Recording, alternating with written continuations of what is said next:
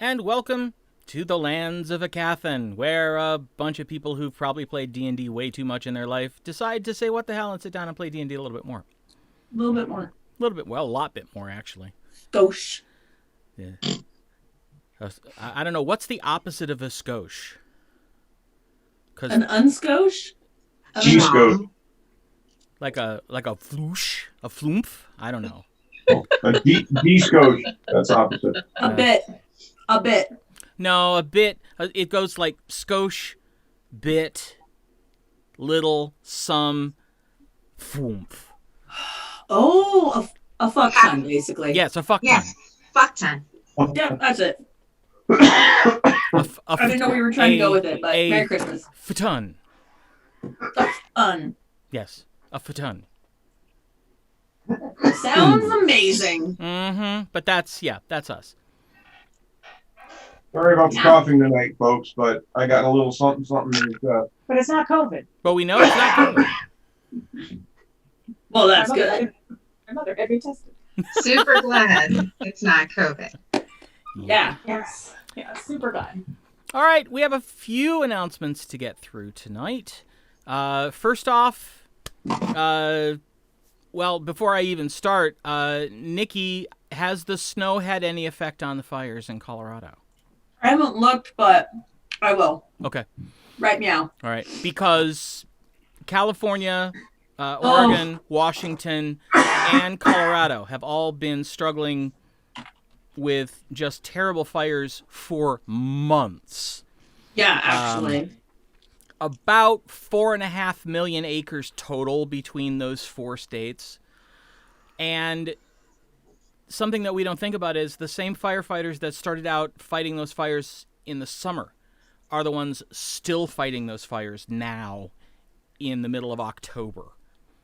Well, toward the end of October, really. So we found a charity that we really like.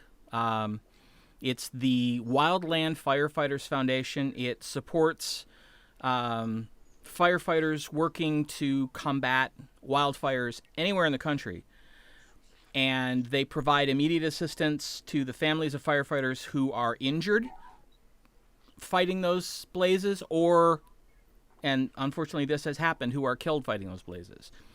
And right now in the middle of a pandemic there's never a good time to lose a loved one, but can you imagine trying to deal with all of that in the middle of a pandemic when you're not even really supposed to go out? And that's where this organization comes in. The Wildland Firefighter Foundation brings relief to those families. So we are hoping to help them raise more donations by bringing some visibility to them on the stream. You can donate by heading to their website, or if you need help getting there, go to our website, artifactsworldswide.com. There's a link right about middle bottom of the page when you first load it up that will take you right to their donation site. So anything you can give, even if it's just $1. I mean, it may not seem like much, but $1 buys a couple cans of vegetables or, a roll of paper towels. So essentials that, we kind of take for granted, they may need. So anything you can donate will be very appreciated. Now, more local to what we're doing here, if you're not familiar with Extra Life, it's been going on for, quite a while now. And basically what it is it's one day out of the year where gamers across Canada, the United States, and Puerto Rico gather together and raise money for the Children's Miracle Network hospitals, which is 170 different hospitals across that region. And I was part of a 24-hour marathon. No, I did not make it all 24 hours. I had to sleep somewhere in there. But my team was part of a 24-hour marathon back in like the second or third year they were doing this. And we're excited to be doing it here on Artifacts Worldswide this year. It's Saturday, November 7th. We're starting at 8:30 a.m. Eastern U.S. time. which is 6:30 a.m. Eastern Mountain Time for Nikki. But she's valiantly going to arise and play with us. Yeah. And he also keeps forgetting that I'll be there, but that's okay. Right. And you'll be on Eastern time. Oh, that's so right. God, yeah. Well, this is new information. Yeah, I haven't wrapped my brain around this quite yet. It's okay. It's okay. I understand. But She's coming to Michigan, and we're not going to let her leave. You're going to look for houses. uh-huh. But we're starting at 8:30 a.m. in the morning, Eastern U.S. time, and running not 1, not 2, not 3, but 4 different Dungeons & Dragons 5th edition games throughout the day. 8:30 a.m. is going to be a game run by Mike. Yep. And then at noon is a game run by our friend Buddy, who was our very first guest on GM Chat. And then at 3:30 in the afternoon, Nikki's going to run. And you're having possums. And everybody's playing a possum. And so far, all the names start with P, which is fun. I know, and I loved that. I was like, oh my gosh, I'm so excited. I love alliteration, so. And then No pressure. at 7 o'clock, we're going to be doing an extra chapter of this game, Lands of Aecathan. We are taking donations. We are proud to be part of the official Dungeons & Dragons team. And you can get to our donation page from our website as well. It's right underneath the link for the Wildland Firefighter Foundation. So, and that will take you directly to our donation page. So if you can help now or during the marathon broadcast on November 7th, either way, we would be very grateful, and so would the kids. So you can also find a full schedule of the games and all of the information that we have so far. We'll be putting up the information for the one game we don't have info for probably in the next 24 hours, so it'll all be up there. Just an update. The storm dumped an average of 15 to 20 inches in the higher elevations from Estes Park to Red Feather, and lower elevations saw less, which is the one that's super close to the main town there, with an average of 6 to 11 inches. However, it's not a fire-ending situation, but we're going to need it to be a bunch more moisture, stay cold for an extended period of time, and then the moisture needs to soak in. So we're going to keep our fingers crossed. We should have kind of chilly temperatures up in the upper hills, but okay, fingers crossed. We will More definitely snow, keep our more fingers snow. crossed. Yes. Yeah. And Extra Life started in 2008. 2008. Okay. Thanks. Brilliant. Yes, all of the information is on our website, artifactsworldswide.com, under news. Speaking of the website, though, that's our third announcement. If you look next to where it says news on the menu, there's a new menu item. It's called polls. Because menu item. our Sunday afternoon program, Board Remotely, is looking for your input. So go to the website, artifactsworldswide.com, and help us decide what we're going to be playing next by taking our poll. It's a very quick poll. It's 4 choices. You just pick one. We've narrowed it down to 4 games. 1 is sci-fi, 1 is horror, and 2 are fantasy. But which one it ends up being will be entirely up to you. So head to artifactsworldswide.com and vote for your favorite.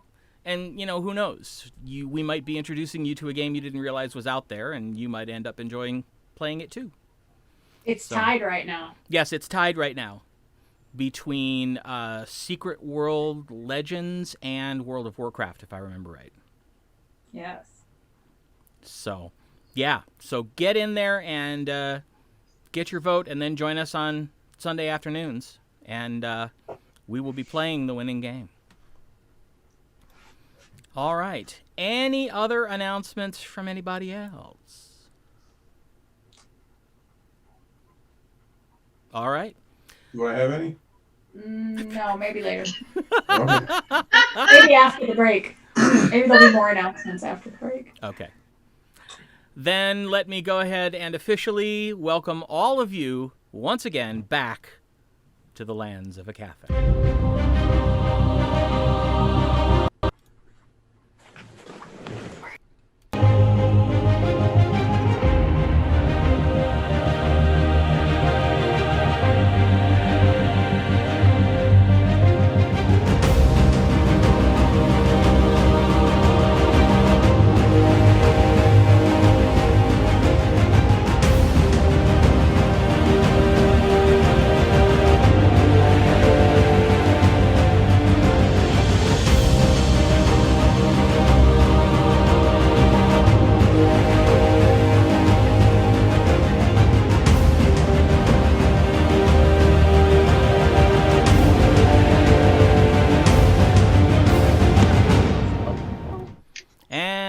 welcome back. When last we left our intrepid band, which I have named Zeta, or Zata, I'm not sure how to pronounce it. Or the end. Zorith, Arimynn, Tasha, Aribell. So it could be Zeta, it could be Taza, it could be Taze, it could be Zat. But Arimynn's also an A, so it's Could two be, A's. could Yes, be I know. Azat. It could be Azat. Or none of the above. I'm not liking any of those damn names. I'm just trying to find an abbreviation I can use for Twitter so I don't have to type out all those names every week. I've got much more to say and limited amount of space to say it. Yeah, Zah. He is silent. TZA. It would be pronounced like Zar. Zah. Right. We have to come up with a name, y'all. Yes. But anyway, so when We shall see. last we left our group of 4 adventurers, they had completed their exoneration of Over-Sentinel Overmain from the charges of infidelity and dishonor, and received a personal thank you from him. The following day, they set off to investigate the second rumor that their contact, Wiggy, had told them about, that of a haunted warehouse. And finding very strange things having had happened to the materials left in the warehouse, they ended up noticing that the floor was hollow, pried up some boards, and found a tunnel spiraling down into the darkness. But it only stayed dark for so long. As they approached the bottom of the tunnel, a light was seen coming from around the corner, and when they made the bend, they were looking at the Everwood, or what appeared to be the Everwood. When they stepped in, they discovered that it actually was a small grove of vegetation from the Everwood growing in a subterranean cavern with magical sunlight affixed to the roof of the cavern. And it appears that the magic warping properties of the Everwood came with the trees and the vegetation, because all of the magic that anyone was casting in this area was warping almost all the time. Not absolutely all the time, but much, much more than normal. Finding a secret door in the wall of the cavern, they followed another tunnel to a ladder, and the ladder led up through a trap door into a small hovel, which turned out to be just a block away or so from the warehouse. So taking this information, looking around, taking the one clue they found in the hovel, a long, bright red hair, they returned to the Ivory's Wrath for an evening meal and some planning. And I think, did we stop there, or did you all decide to rest and then we stopped? That was the one thing I couldn't recall.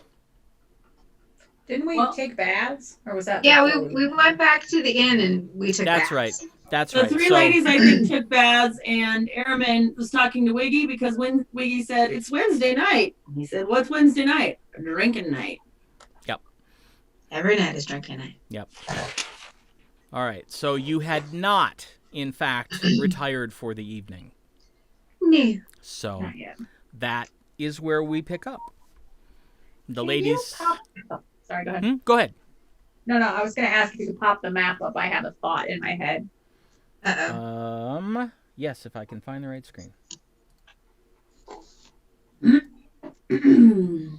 Okay, so the warehouse. Mhm. We wandered around, but then we ended up in a different house, right? Well, through The- the tunnel, we came up. Yes, the tunnel led to a different building. But that's as far as the tunnel went, right? We didn't travel like way around and come back. No. That's as Okay. far as the I tunnel wondered- went. You went back to the warehouse. You went back down the ladder, through the tunnel, through the grove, and back up the spiral tunnel into the warehouse and sort of reset it as best you could. Okay, so we're not where it wasn't close to the walls of the Inner Enclave. No. Okay, I wondered if maybe that magic was causing the The fractures, break. Yeah. but it's probably not close enough. Yeah, you don't know. Arimynn was also cutting his hair.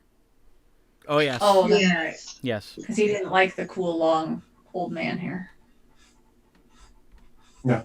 Because you So- aged. Once I'm done with my shower or my bath, I'm gonna go downstairs and join them. Me too. All right. Me too. 3. So you find Arimynn and Wiggy sitting at your usual table, and Wiggy looks to be in the middle of a whopper of a story. We sit down, I'm sure. I sit down. We sit down, I'm sure. Oh, hey, look at this. A bigger audience. If there's one thing I love telling stories, it's to a bigger audience. As long as you have a drink in your hand. Oh, you look and you see like 3 empty flagons in front of him plus the one he has in his hand. Oh, good Lord. Well, does he finish his story? Yeah. When he's and- done, I'm gonna ask, so you know pretty much everyone in town.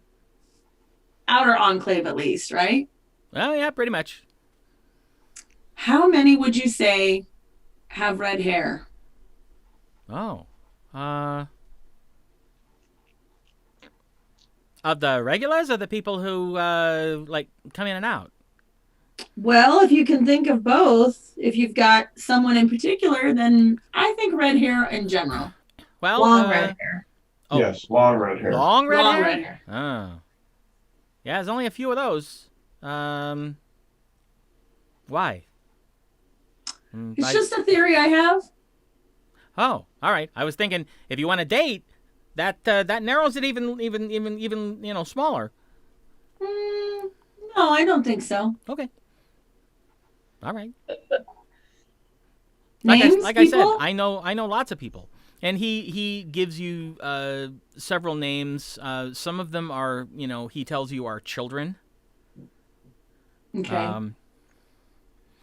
I guess I wasn't specific enough, but that's okay. I'm just gonna let him rattle. Yeah, and he basically tells you about probably half a dozen people. It's not that many. No. And he says, now, of course, that's in the outer enclave. In the inner enclave, there's a lot more because red hair's in fashion right now. And you're going to see a lot of it. Interesting. Yeah, especially on the inner enclave because they can afford to go to the enchanters and the enchanters can change it for them. And, they basically got magical hairdressers in the inner enclave. I never understood that in a town ruled by barbarians, why you would have that sort of magic thing, but they do. That is weird. Yeah. Well, I guess you could say that these barbarian tribes are a little bit more, what's a good word? Cosmopolitan than the ones that you find way up north. We brought the hair with us, right? Yes. Yeah. Tasha, can you dispel magic on it? Oh, See if it please. changes color. That would be. Are we gonna do it right here? Yeah, we should probably do it back in the room. Okay. Mm. Yeah. Okay. I think I have to rest before we do that too. Okay. Maybe we should just check it in the morning just to make sure it's actually that color. Yeah, it's a good idea. That's smart. That might tell us if it's somebody on the inner or outer enclave. That's very smart. Mm-hmm. Aloric wanders over. The gang's all here. Successful day. Indeed. Yeah, I guess so. We learned some things. And, redheads? Did I hear right? Arimynn Yes. has a thing for them. What did you just say? Arimynn has a thing for them. Blondes, brunettes, redheads, they're all my favorite flavor. I see. So, the Arch Sentinel need not worry about your advances then, because purple is not. We'll see. Well played. I stifle a laugh because that's totally what my brother would say. Aloric just nods as a well played. Well, Wiggy is well on his way to his usual Wednesday stupor. Is there anything I can get the rest of you? Maybe I'll have he an should ale. pay his bill before he's too drunk to pay. Oh no, on Wednesdays he pays before he starts drinking. Oh, that is wild. The Lord is smart. We've been doing this dance for quite some time now, haven't we, Wiggy? Yeah. And it's great.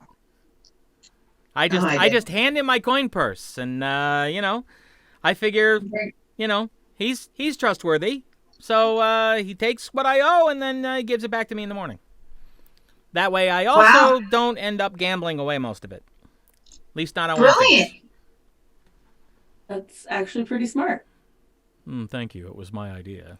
I bet. Yeah, and boy, you almost got stabbed that first night when you said, "Give me your purse." I bet. Well, let's just say you would have tried. I'll be back with your ale and some tea. And Thank you. cider? Yeah, that'd be fine. Very well. I like him more and more. Every drink I have, I like him more. I think that might be true of a lot of people. Yeah, now that you mention it, yeah, it kind of is. But so this one won't tell me nothing. What did you guys find? What? I look at Aribell.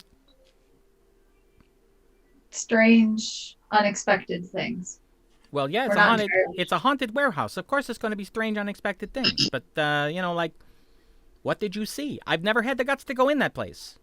I don't think it's haunted. Mm-mm. He just has strange magic.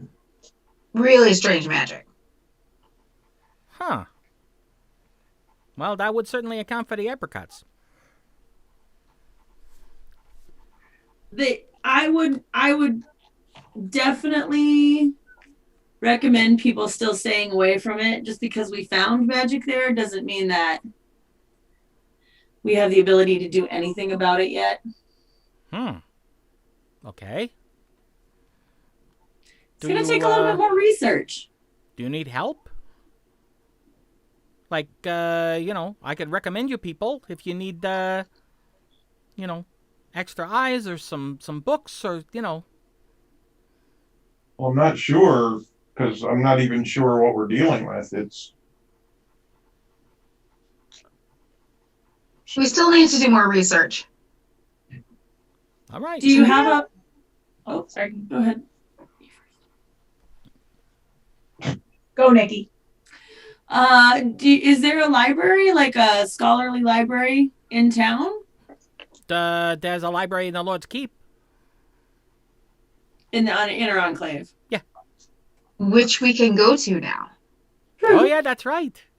Yeah, you got the magic paper. Magic paper. Wiggy, what do you know of the Everwood? I know that it's freaky. Any lore on how it became that way? Let's see what Wiggy knows. That's what Roll high! Well, Let me find his stats here so I know what to add. You add 20. Yeah, I don't think so. Well, he has been here for a long time. Yep. And he knows things. He does. He know knows things. If you don't add 20, Let's you should definitely be minus 1. see. Oh, okay. He says, "Well, let's see. I don't know anything personally, but I can tell you some of the stuff that I've heard other people say. Okay. Apparently, the Everwood is the only other thing besides the watchtowers that is still here from before the shattering. Oh. But apparently something that happened in the shattering really messed with some sort of I don't know. Some people say that it's a god. Some people say that it's a magical artifact. Nobody knows for sure. But there's something somewhere in the Everwood that keeps that place wild. And apparently it wasn't that way before the shattering, but the shattering did something to whatever it is. And now that the whole place is just nuts. Hmm.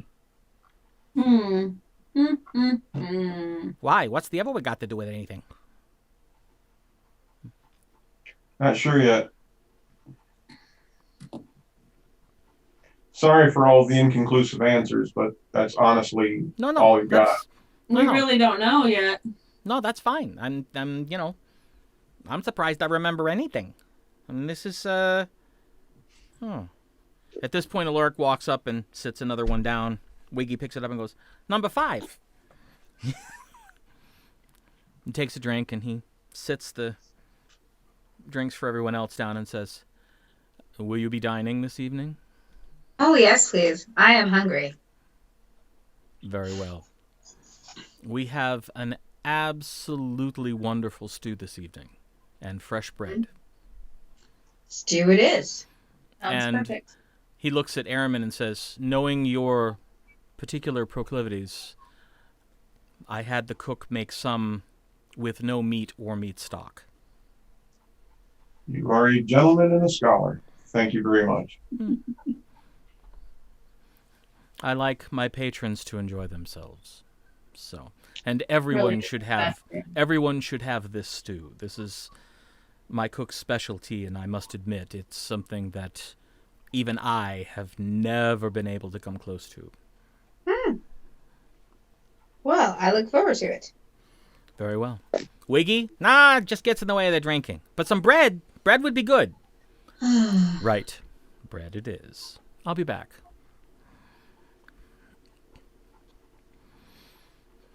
So yeah, books, library. Yeah, there's a fairly decent library in the in the Lord's Keep. But I'm thinking that even with that magic paper of yours, you're not going to be able to just walk in.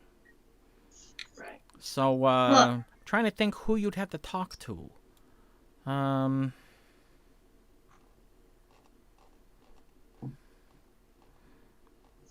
The mage that's the assistant? Well, I don't know. You could talk to Sten. But I'm thinking that you might actually want to talk to her teacher. Whose teacher? Sten. Oh, the Lord, yeah. the Lord's assistant. Yeah, Tremaine Seneschal Arlakis. Yeah. Arlakis is pretty much the one in charge of the library. Yeah, there's he'd be the one to ask if you can get in to see him. But wait a minute, you said something you was going in there to find like property deeds and stuff? Yep. Oh, you're gonna have to talk to him anyway. There you go. So yeah. Well, make a good impression, and he might let you in to see the books. All right. It sounds amazing. So tomorrow morning, deeds. Yeah. So, you're going to have to go to the Lord's Keep. Well, now we have papers. Yep. It'll be okay. Yeah. Here's hoping.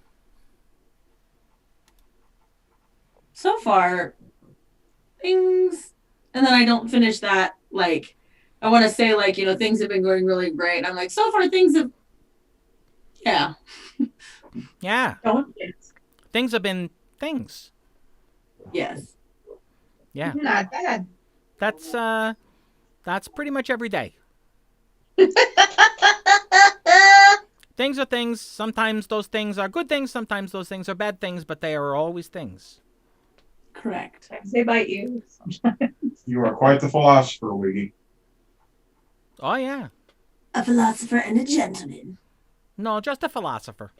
I don't know how much of a gentleman he is. Yeah, no, I leave that to the folks in the Inner Enclave. Out here, Yes, being yeah. a gentleman gets you whopped. Aloric seems to be a gentleman. And a scholar. Yeah, but look at him. What's the point? He's What do you unique. mean? Of course he's going to be interesting. I'm me. So, I do what I do, and I don't try and do stuff that I don't. Okay. That sounds quite appropriate. Yeah, I learned a long time ago what my strengths is and what my weaknesses is, and so I don't go to the places where my weaknesses would come into play because then things don't go well. Let's put it that way. Were you able to get, I know you kept saying VS is going to be interested in what's happening. Have you sent her any messages or anything? Heard back from her? I got a note to her that she should contact me. And she sent me a message last night, and I told her about you and Grosk, and she was happy, and said to tell you to keep up the good work, and oh yeah, hold on.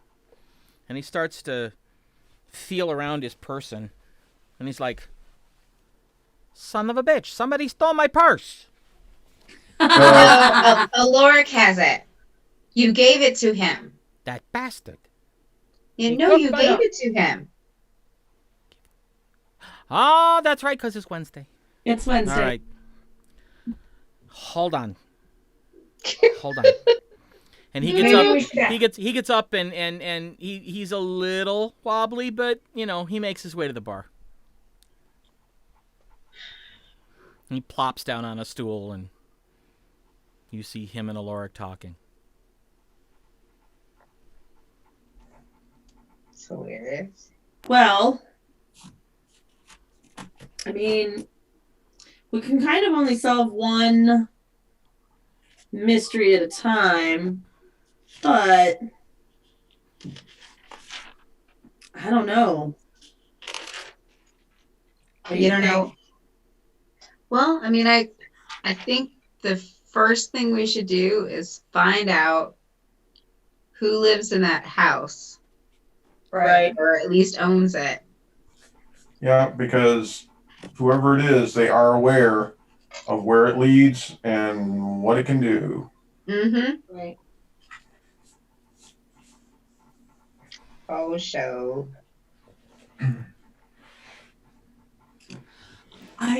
I wonder about the house next door too. Because if I were trying to keep dealings shady, I might also purchase the place next door or rent it out at least. Just to keep things a little more private. Just something to think about. Maybe check that house and the next one. Yeah, I mean, I think we should probably check the whole neighborhood. Oh, that's smart. Well, The only problem is we several don't of really those know. buildings are warehouses around there. Right. Right, Functioning but- warehouses. Are there any that aren't? Besides that one little hovel. So we should check all of the possible domiciles. Oh, shoot, I forgot what I was going to say.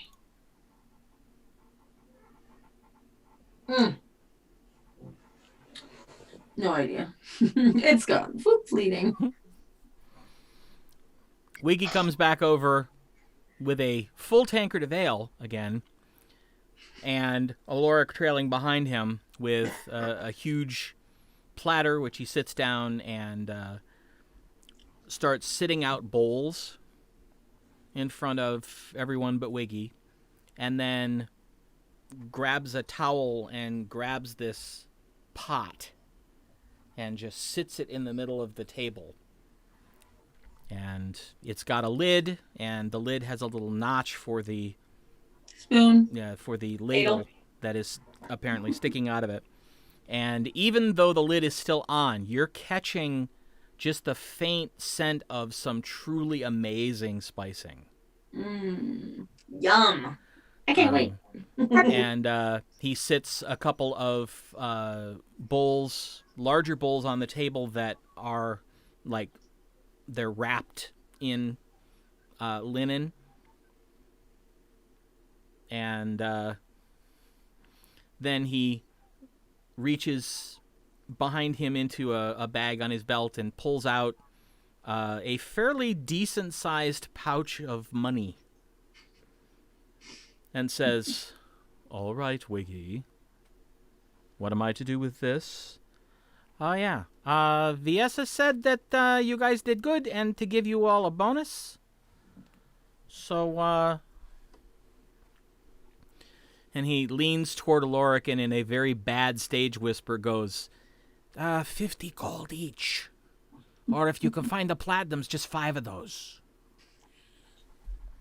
I can find the platinums, Wiggy. And he Nice. shuffles in and reaches and counts out 5 platinum and sits it in front of each of you. Nice. I look at Aribell and I say, "Would you like me to hold these for you?" Oh, I have plans for them. Thank you, though. Fantastic. Well, enjoy your dinner. I'm certain you will.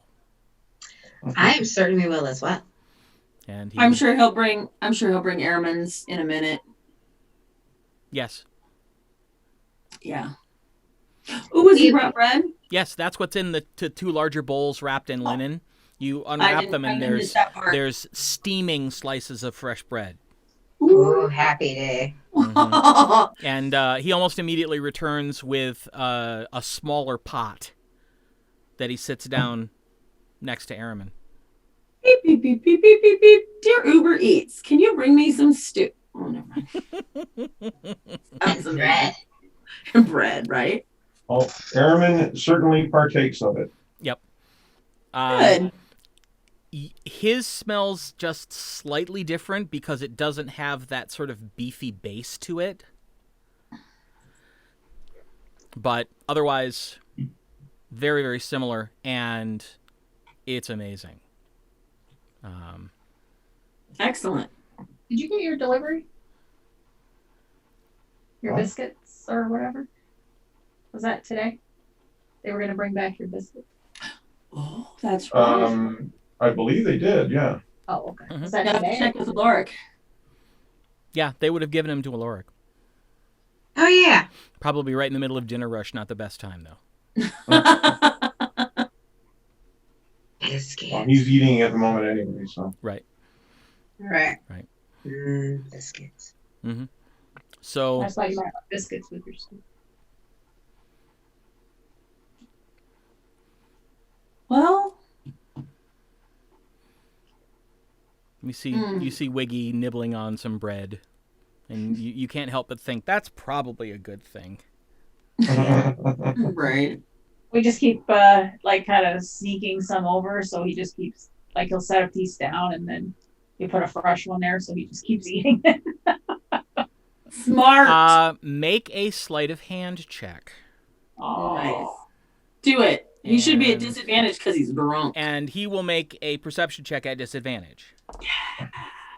So who's doing it? I You should figured have Arimynn do it. Aribell. Yeah. Yeah, Well, Airman.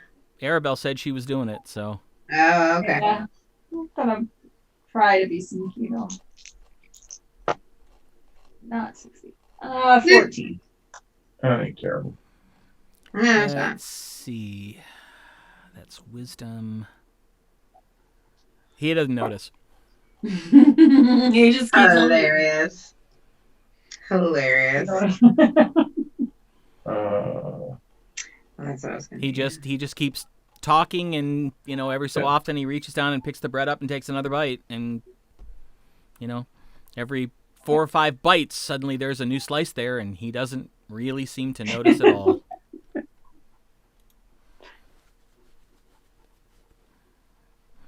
Well, after You really should try this stew, Wiggy.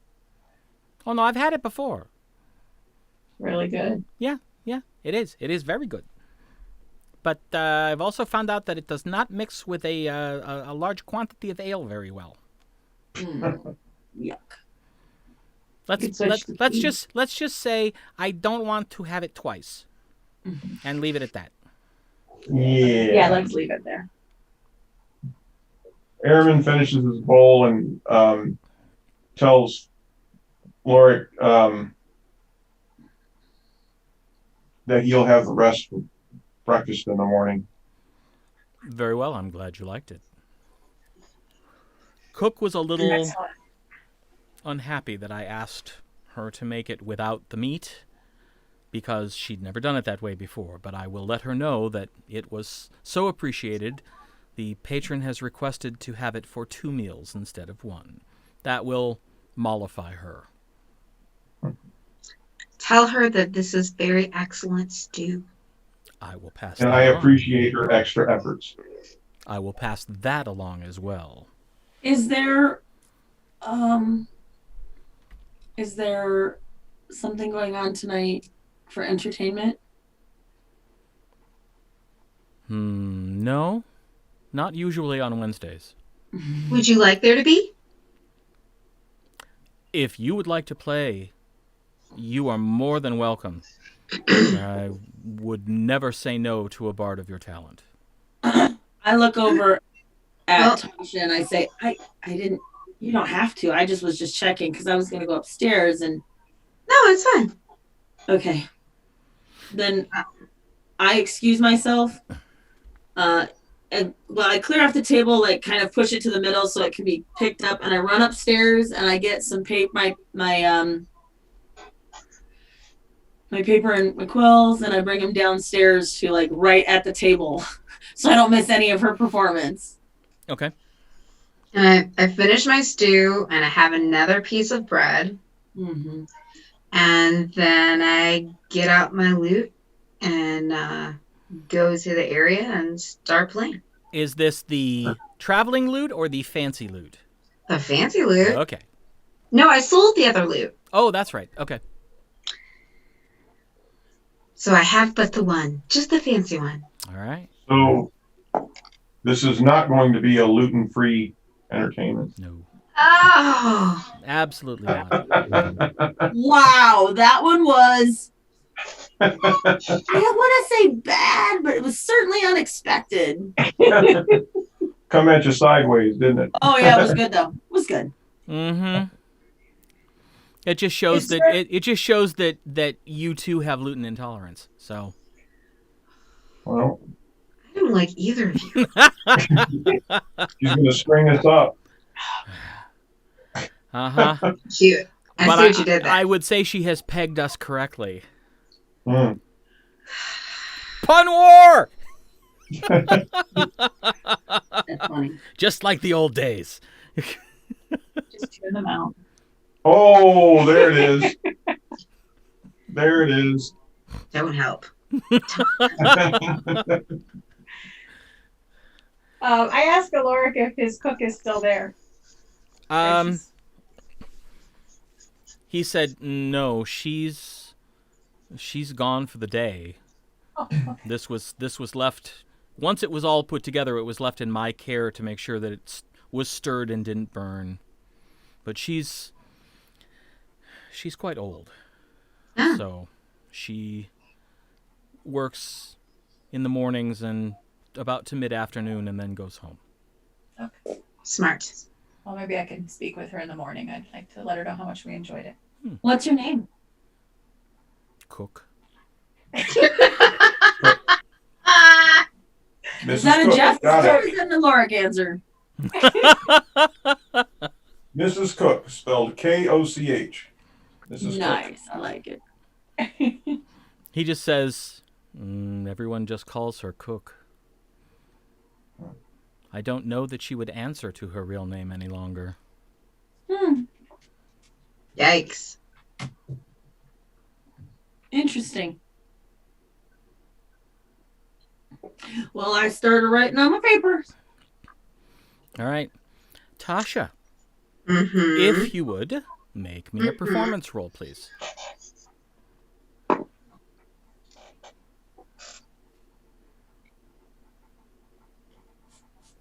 25? 25. Nice. So, what type of entertainment are you giving them this evening? Just playing the lute. Oh, that's funny. That is funny. Sorry. Yeah. From the Paladin, no less, ladies and gentlemen. Right. Well, I'm going to play and sing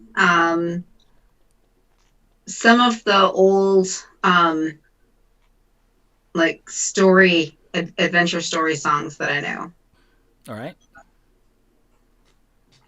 And I'll throw in some, some sad lovelorn things and Okay. I wipe a tear. Mm-hmm. Yeah. Everybody seems very appreciative. There's practically no conversation going on anywhere in the Wrath while you're playing. Yay. And I'll play for like a couple sets. Okay. All right. When you finish, there is a very enthusiastic round of applause, and people start to walk up to you and start reaching out to shake your hand and start pressing coins into your hand as they say thank you and tell you how much they enjoyed the performance. Groupies. I get a hat, and I put the hat down, Okay. and I start putting money in the hat. All right. When all is said and done, you have 10 copper, 3 silver, and 2 gold. 10 copper, 3 silver, and 2 gold. Nice.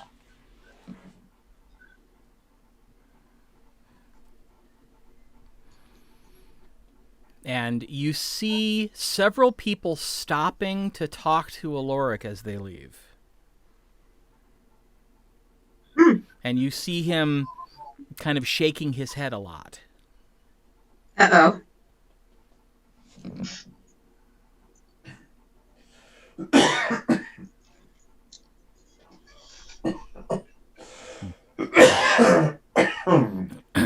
When he comes back over to check on drinks and to bring you another ale on the house, he says, "It's the least I can do. If you have a desire to play again while you're in town, let me know about a day in advance so that I can do some publicity. We had several patrons asking when you'd be playing next. And I had to tell them I didn't know you were a guest, not hired entertainment." Well, when is usually a good day for that kind of thing? Well, we regularly have music on Thursday, Friday, and Saturday evenings, but we have established performers that come in on those nights. Well, then let's just say Wednesdays. So I'll play next Wednesday. All right. Excellent. I'll get the word out and maybe see about some extra chairs and tables. That's awesome. And thank you for the ale. Oh, thank you for the music. Makes an evening go by much more pleasantly. And you see, as he says pleasantly, you see his eyes flicker to Zorith for half a second, and then he turns and walks back to the bar. She blushes. Fuck you. I glanced just Was from the that corner was of that my a eye. was that a Zorith fuck you or a Nikki fuck you? And Nikki, fuck you. After he leaves, I lean over to Tasha and I said, "Oh, all right. Well, that might work out better than I thought it would. What? Because I didn't mean for you to have to perform. I love it and I didn't want to miss it, but you didn't have to. I'm sorry, but Well, number one, I need to keep in practice. So this is a good thing for me. And number two, it's a little extra cash. right. And maybe And next free time ale. say you'll get off. And free ale. There's nothing wrong with free ale. And And Wiggy, who has fallen asleep in his chair at this point, goes, "Up, free ale." not for you, for me. Oh, okay.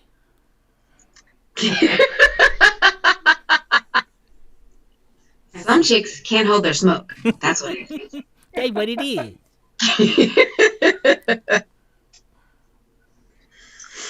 Oh, man. All right. And if we have a little extra cash, then we can use it for, things that we need along the way. You mean slipping some coin for the right information? Whatever we need it for. Got it. Equipment, weapons, whatever. Got it.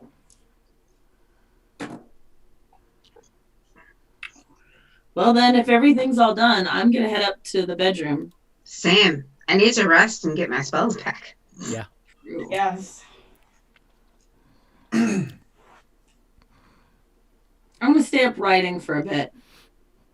All right. As you start to get up, you kind of look over, and Wiggy's still asleep in his chair. Does he need help home? No.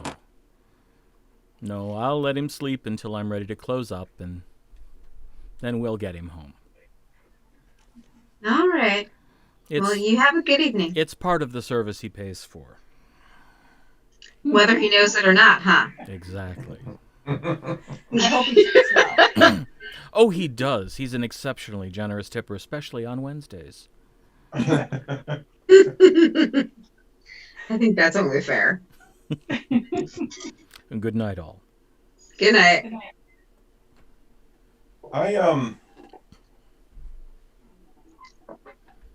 I get up and I say, I'll be back a little later. I'm going to go out for a walk. Do you need help or company? No. Okay.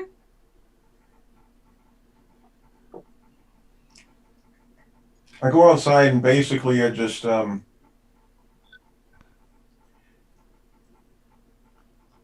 Case the joint. I scamper up to the top of the building. Okay. Make an athletics check. Athletics or okay, Athletics. right. If you did backflip up there, maybe you could go up. 18. 18. All right. With very little difficulty. Okay. I kind of want to get the best vantage point I can of this part of the city and just kind of look around, see if there's anything interesting to look at. All right. Keep in mind, it is now nighttime, and your dark vision only extends so far. Right. So you're only going to see... Well, what's the moon like? It is, if I remember correctly, just past crescent towards full. So there's a little light, but not a lot. And what is Okay. today's day of the week? Wednesday. It's Wednesday. It's drinking day. That's right. I don't know why I forgot that. Okay, I'm not really looking for trouble or anything. I'm just looking to see what's going on, if anything. Anything interesting? Just people walking the streets. Obviously, some people headed home from work, some people headed to work, some people just taking in the night air. Okay. You see a couple families walking along the streets together. Occasionally, someone will nod or wave at someone else they pass that they know.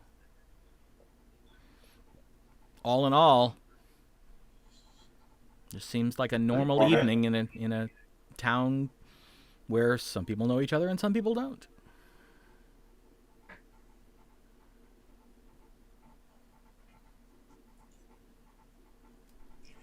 All right. After about a half hour or so, I climb back down and I walk to the walls of the Inner Enclave. Okay. I want to look at some of the fractures just to see if I can see anything. All right. So basically, if you cross the street from the Ivory's Wrath, there's a gate right there because that's where you went in to go Right. to meet with the Arch Sentinel. So which direction do you want to go? Do you want to go west around the Inner Enclave or east around the Inner Enclave?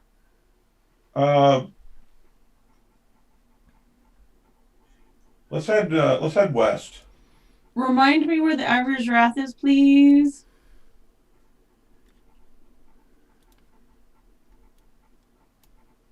Okay, yeah, right.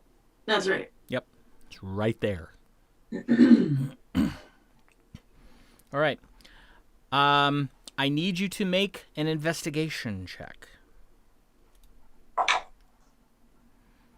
So you're on the inside or the outside? Outside. That is 17. 17. You walk for probably half an hour. Okay. You end up moving along here and then up past this gate and then around here and past this gate. When you get over here is where Can you pop the Oh. map up? Yep, sorry. Sorry, we don't have Roll20 up tonight.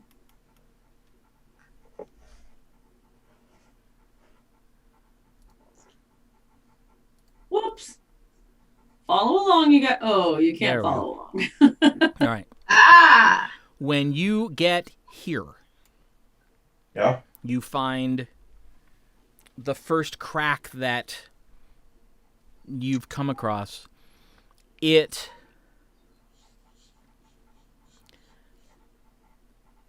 Well, let's see. What would this be?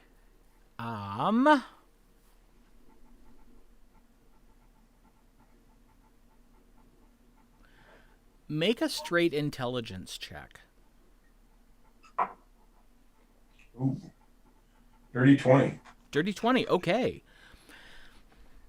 You have actually seen a crack that looks a little bit like this in a wall in a building back in Costed's Wave. And you know that that building on the outside was actually hit by a bolt from a ballista. And Okay. it has that sort of impact fracture look to it. Like there was a center point of impact, and the cracks are all radiating out from this center point. But on the outside of the wall, there's no impact point.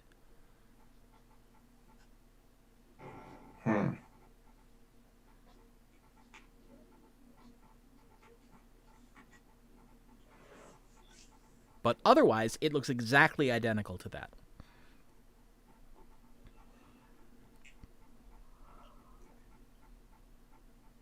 Interesting. Okay. Well, I make my way around back to the inn. All right. Do you want to go back around or continue around? Continue around. Okay. Let's just lap the city. All right. Yeah, it takes you about an hour. Well, maybe a little less than an hour because you're not. Well, I don't know. Are you examining the wall all the way around? Yeah. Okay. I just want to see if it's a similar pattern if in other areas. Okay. You get all the way around back to the Wrath, and it's the only one you've seen. Okay.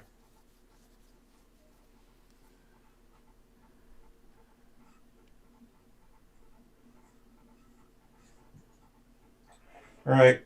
Well, I go back in and head up to my room. All right. I will sit down with my little book and my pen and quill, or my quill and ink, and try to draw the crack fragments as I saw them. All right. And Make a make little notes. make a performance about it. make a performance check. Okay.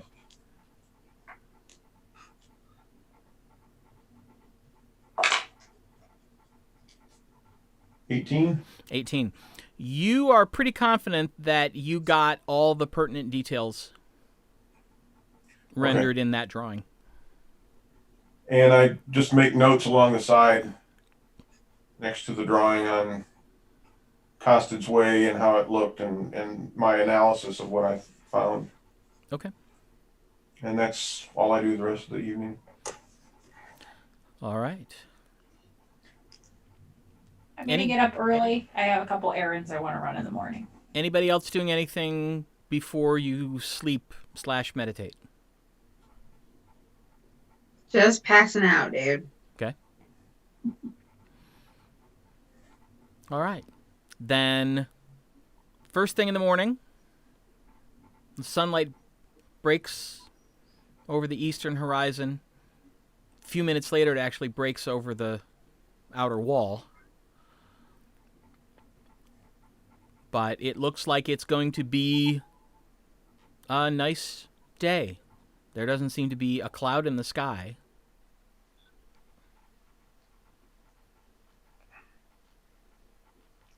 All right. I have two things I want to do. Okay.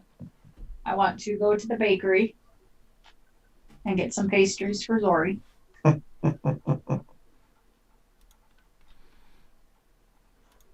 right.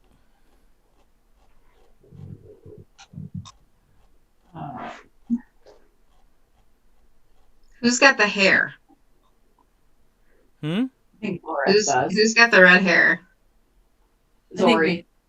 Okay, so I wake up, get dressed, go to Zori's room. Knock, knock, knock. I open the door. What was your second thing, Aribell? Oh, sorry. I got that's fine. Go ahead. I'm still at the bakery. Okay. That's fine.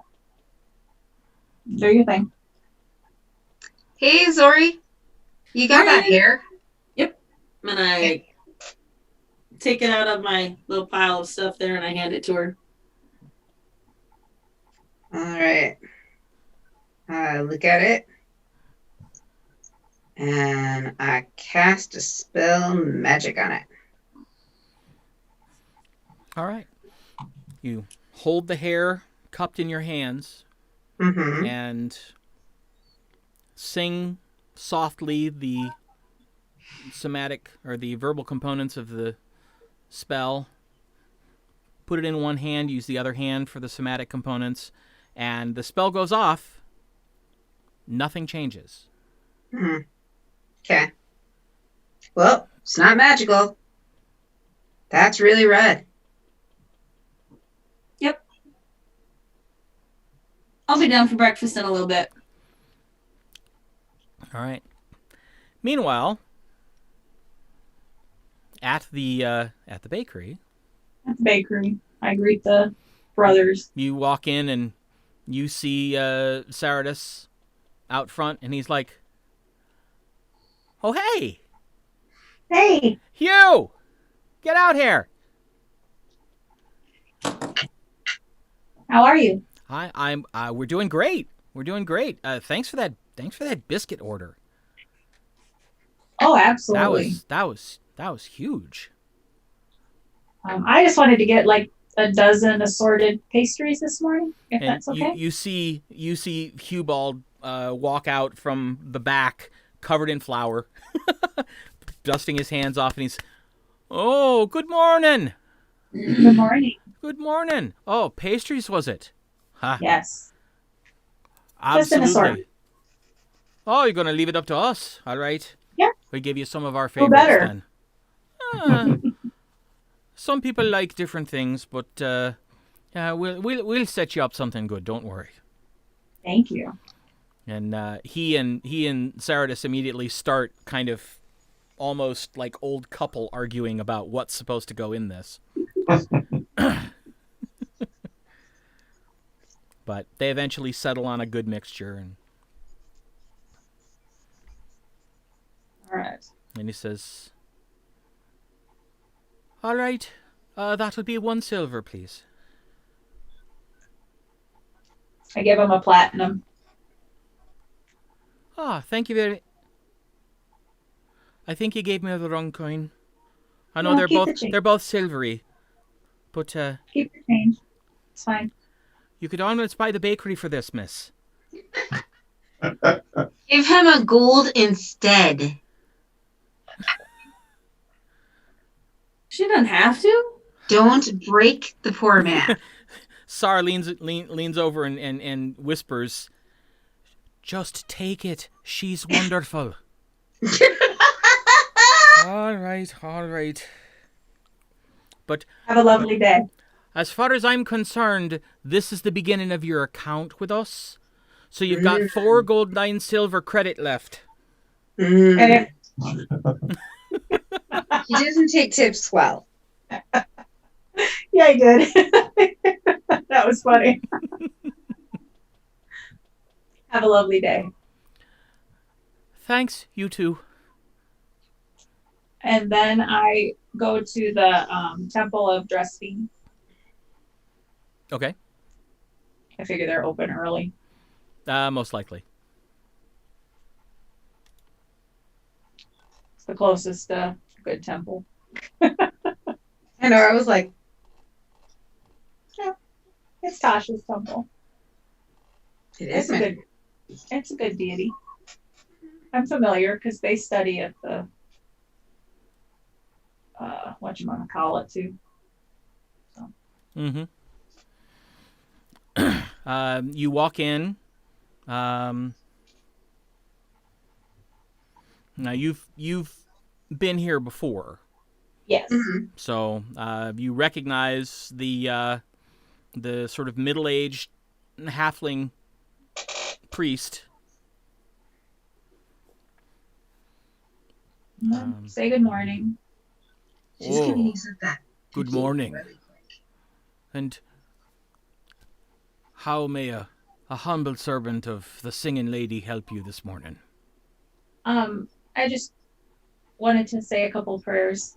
I didn't think Torora or Dressfiend would mind if I did them here. Oh, no, not at all. Feel free. Have a seat. Thank you. So I do my prayers there, and then I think when we were there before, they had a box, Mm-hmm. donation alms box, and as I leave, I drop a platinum in there. Okay. Hilarious. We thank you for your donation, sister. You do good work, Well, and we try. Dressfiend's blessings have been with me and my companions. So Really? Do you mind me asking how? well, you Clearly. met Tasha. Oh, yes, the young bard. I Yes. understand now. Well, give her me greetings. I shall. I believe both our ladies put us in each other's paths. And may ye both find joy. Have a wonderful day.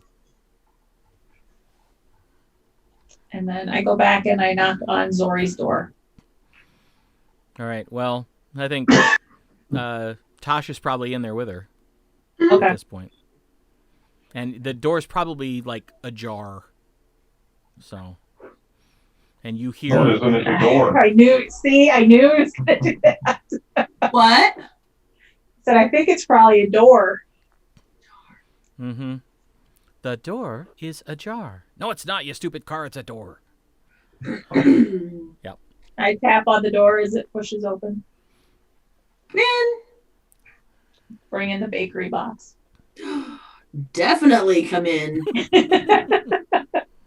And I like smooth a little place on my bed so that she may sit down her box and the box of donuts. I set them down. Kiss Zori on the Naughty. head. Kiss Zori on the head. These are for you, my dear. Do you want some? Well, yeah. Maybe when we get downstairs, but I figure you'd want like pre-breakfast. Oh, yes. There could be coffee. Yes. Oh, also, the hair is not magical. Sorry to have you Oh, it's okay. waste it, but just to be Good sure. to know. Yeah. I mean, because if it were magical, that would change the whole, not quest, but just the questioning, line of questioning, you know? Right. Because likely it would be somebody on the Inner Enclave who could afford that. And Right. not that it still couldn't be, but it helps. Yeah, I think it's probably from someone maybe even that doesn't live here on the regular. Mm-hmm. Could be the person who impersonated, what's her name? True. I wonder what color her hair is. I forgot. Oh, I don't think we ever would have known or would have asked. Well, we saw her body, the Yeah. dead lady, Oh, yeah, I but we did don't know. know who pretended to be her. True. Did she have red hair? No. I don't think so. She No, was I a think we brunette. asked that. But it could be a bad person. I mean, I'm going to go with it was a bad person. Well, Right. that killed her, but we don't know that it's a bad person who created the grove. Okay. Well, no, not necessarily. It could be somebody who was fascinated by the thing and didn't know what they got themselves into. Yeah. Not everybody's bad. As a purveyor of wild magic, that could happen. And then they don't know what to do about it and they're afraid to come clean. Or it could be somebody up to no good. I mean, I have no idea what you're talking about. I do. I know what she's talking about. Right. All right. I'll be down in a little bit. I will see you both down there. Tasha, take a donut or a Danish or something. Take a pastry Okay, take a pastry. or two. And I wanted to see if the cook was in. I just take the one. I'll take the other one and start Because I eating. had 3 things. And He said the cook would be there in the morning. I figured she'd be there early. And it's not busy yet. No. So you head down, and you see Aloric just starting to set the tables. Good morning, Lady Aribell. Good morning. Did you rest well? For what rest I was able to get, yes. oh dear. Wednesdays are short nights because it takes some time to get Wiggy home. That's what I thought. Just push him in the corner in a cot or something. It's too dangerous. No. You can't leave him in the bar because you'd come back to the bar and there would be a lot less ale. That's possible. Could lock him in a room. It's probable.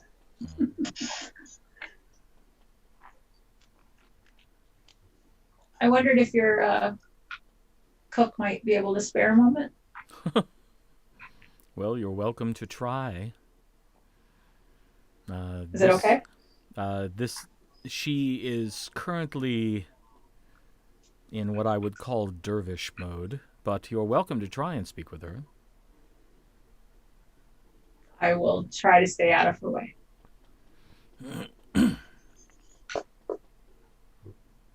It's okay if I just go back? Mm-hmm. She'd walk in. All right.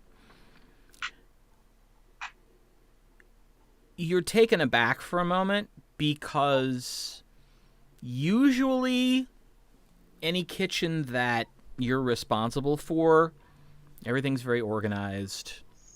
This appears to be utter chaos. But Well, he did say dervish mode. as you stand there watching this small, ancient woman dart around the kitchen, you start to get a sense that it may be chaotic, but there's a certain flow to the chaos that she appears to know intimately.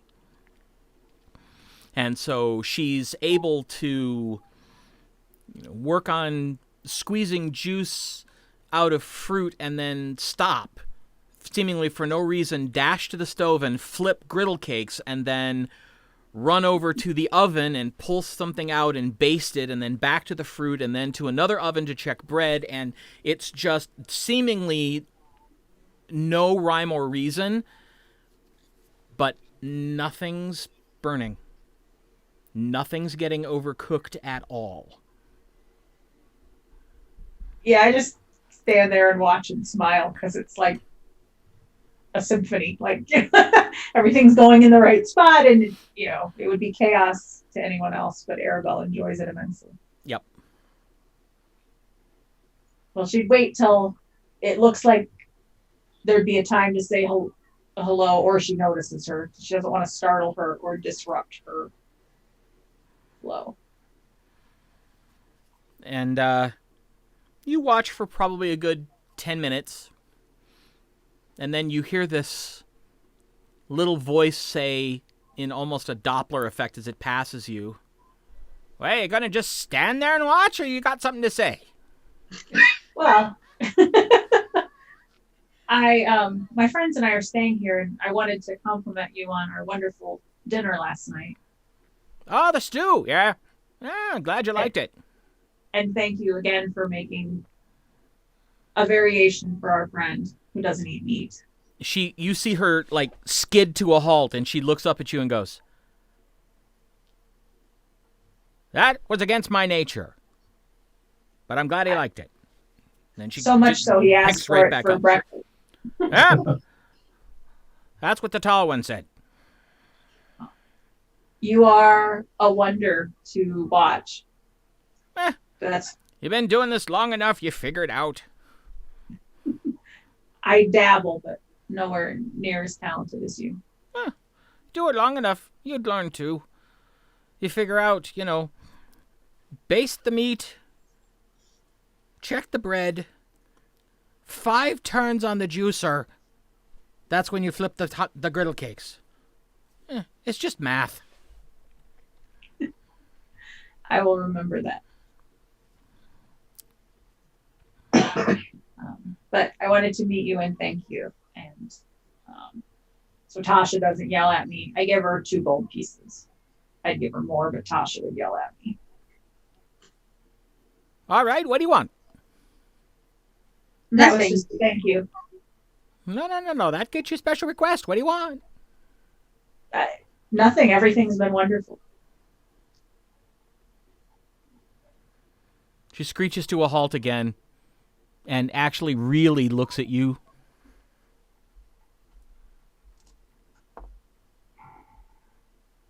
Oh. One of them do-good-and Terrarans. All right, fine. Off with you. Swipes the gold pieces and goes right back into the mayhem. I watch for another minute and then I leave. That is freaking hilarious. I see Aloric on my way out. She's wonderful. She's a little scary. I don't interrupt her when she's doing this. I watched for a while. It was She's great. she's a chaotic kitchen witch. That's what she is. Pretty much. Come over and sit down. And the thing is, after all the time watching her and talking to her and everything, you're still not exactly sure what species she is.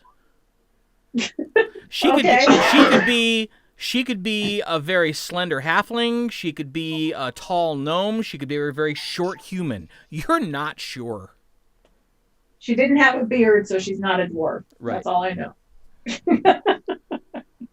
And she's not Just an a elf. few Nana hairs. Just too short to be an elf. Yeah, and she's definitely not an elf. That's hilarious. I just grin and go over to the table and sit down. I eventually make my way back downstairs and have a seat at the table Aloric comes over with my book. Aloric comes over with a carafe and a steaming pot, probably hot water. Sits it down on a hot pad and sits the carafe down and says, "Pear juice, not cider, just juice, and water for tea." Thanks, Lord. Now I want a pear. Definitely pour the tea. All right. I bring down my big box of donuts or pastries. I'm just hopeful for donuts right now. That's all. Pastries. Ooh. And I offer the box to take one to Ulrich. Pastry? Oh. For me. Yeah? Well, thank you. This is a first. I don't think anyone's ever brought me food for me before. Well, then take two. Oh, one will be fine, but oh, they have my favorite. And he reaches in and picks up one that appears to be, it looks like it's a dark blue pastry of some kind, but you can see there's also like the white of cream in there too. Yum. Looks delicious. Enjoy. And I set the rest down at the middle of the table and just pull up a chair. Take another pastry. All right. You Just see, kind of sit there, with the cup of tea in my hand, and I'm studying the inside of that book, thinking, going over things in my head.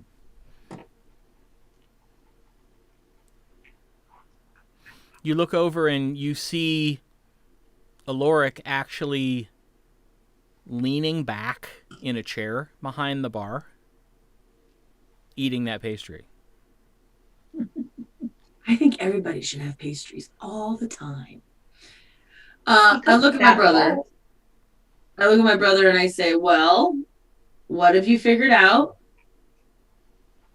Nothing. That's the problem. He sits the book down with the page open. Went and did a little investigating on the wall last night and come across the cracks in the wall.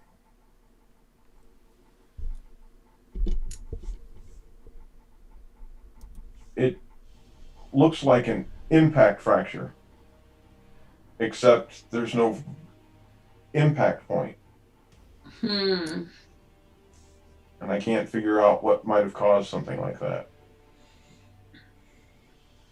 Do you think there's an impact point on the other side? I don't know. I'm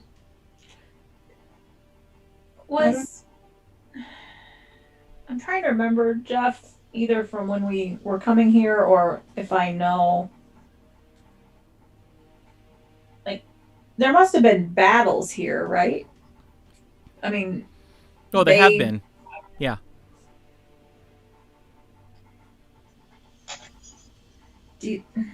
But, well, let's put it It's this way. been- You assume. Make a history check. Let's see if you know. I'm gonna use guidance because I'm really thinking about this.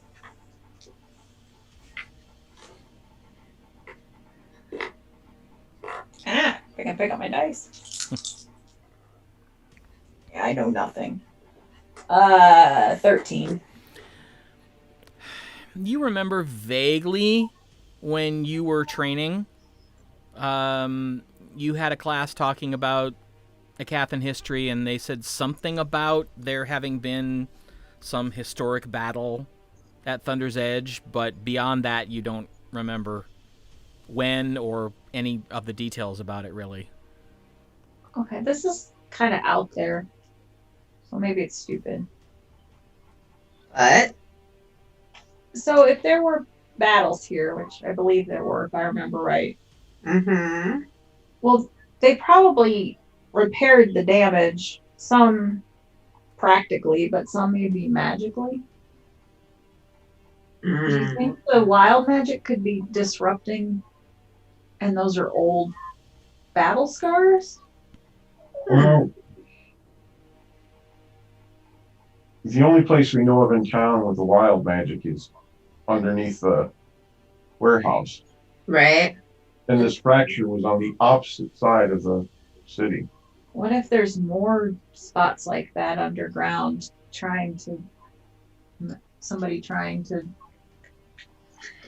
It's possible. There would probably be more cases of weird instances, though, Mm-hmm. that they couldn't explain.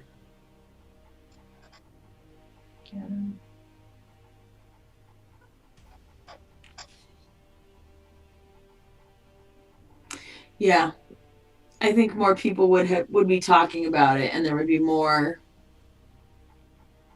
speculation and stuff. About hauntings. And Well, Yeah, because the warehouse is so not widely talked about, but it's like it's such a big deal that if some other place in town had it, hopefully there well, would be it's information. worth sticking a pin in just to see what. I don't want to leave anything or write anything off that is a possibility, because Right. right now I'm at a loss. Yep. Well, let's eat breakfast and then get on the road and get on over to the Inner Enclave. Is it a note that we have to carry with us? Yeah, we need to take No. that with us to get into the keep. I think for sure. Aribell has that note because I do not have it. Yeah. I think so. You gotta keep me around if I have it. Yep.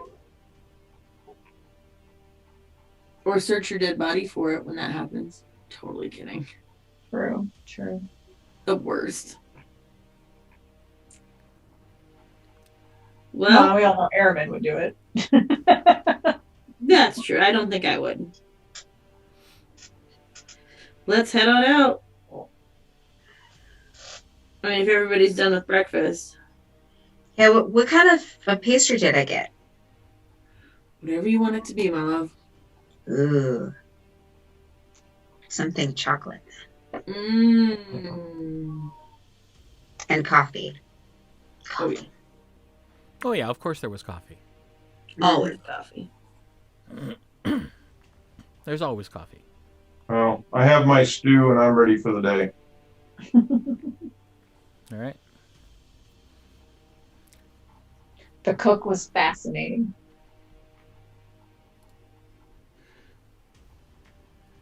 What was Right. fascinating about her? I've never seen someone cook in that manner. It was chaotic, but completely, it looked chaotic, but it was completely planned.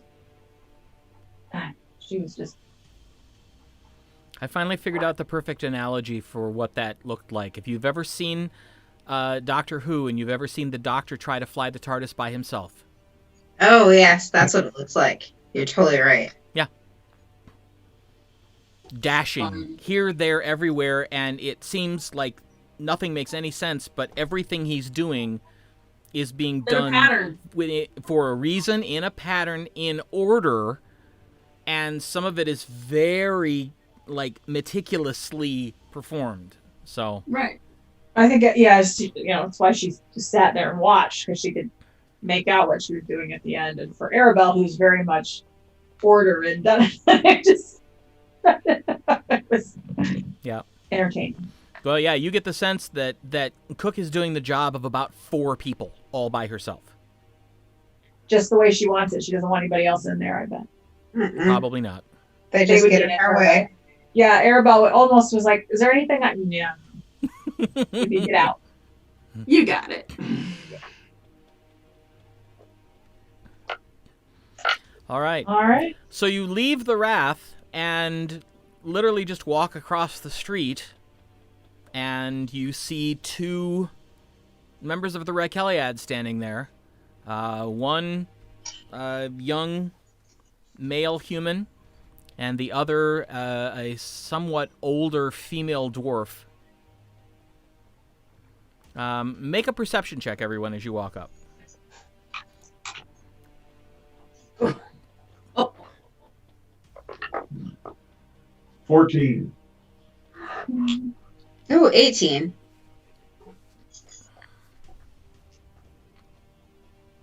15. 5. Advantage. 5. Okay. Well, Zorith, you're Finishing the last of my pastries. and kind of focusing on looking around. The other 3 of you, especially Tasha, as you walk toward the gate, you hear a tune being hummed, and it This is a tune I splits. know. No.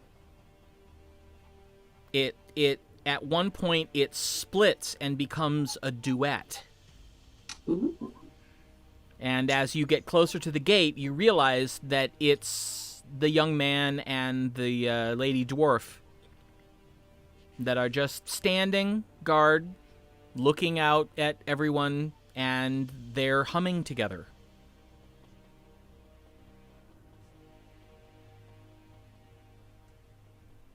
That's rather sweet.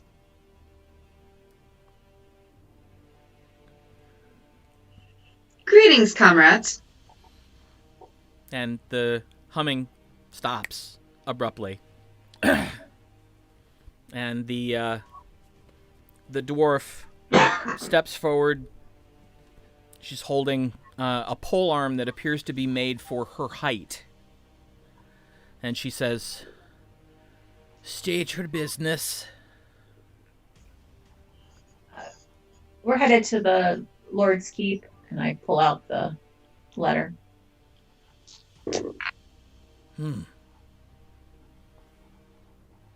Hand it to him. Okay.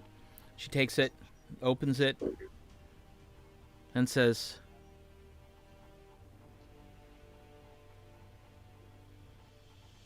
"Well, now he's done it."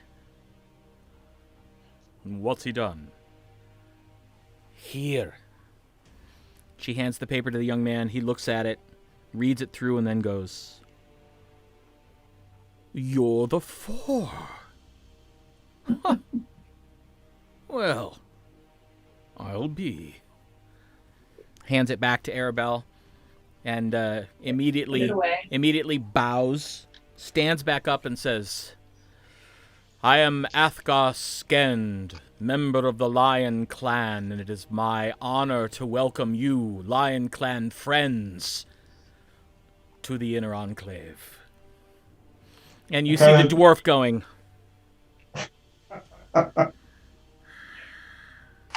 "It's going to be one of those days." I kind of smirk a little bit, but I definitely give him a bow that would be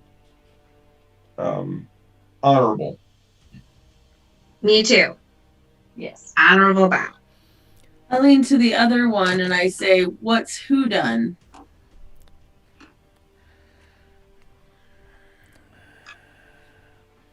"It has been suggested that perhaps Sentinel Overmain went a bit far in his gratitude, but what's done is done.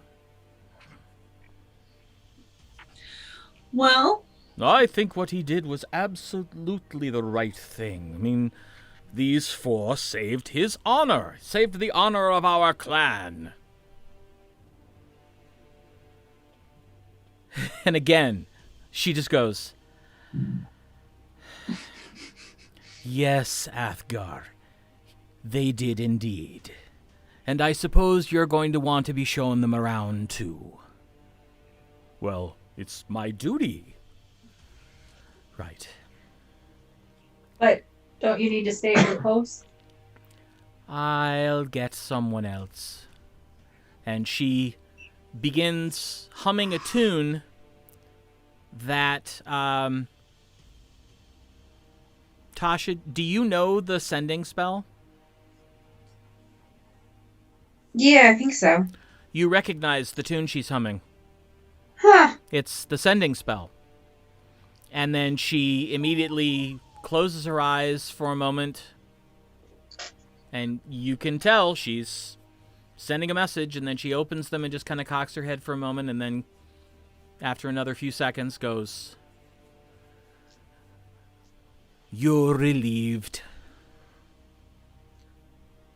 Oh, you have no idea. Well, friends, let me see if I get this right.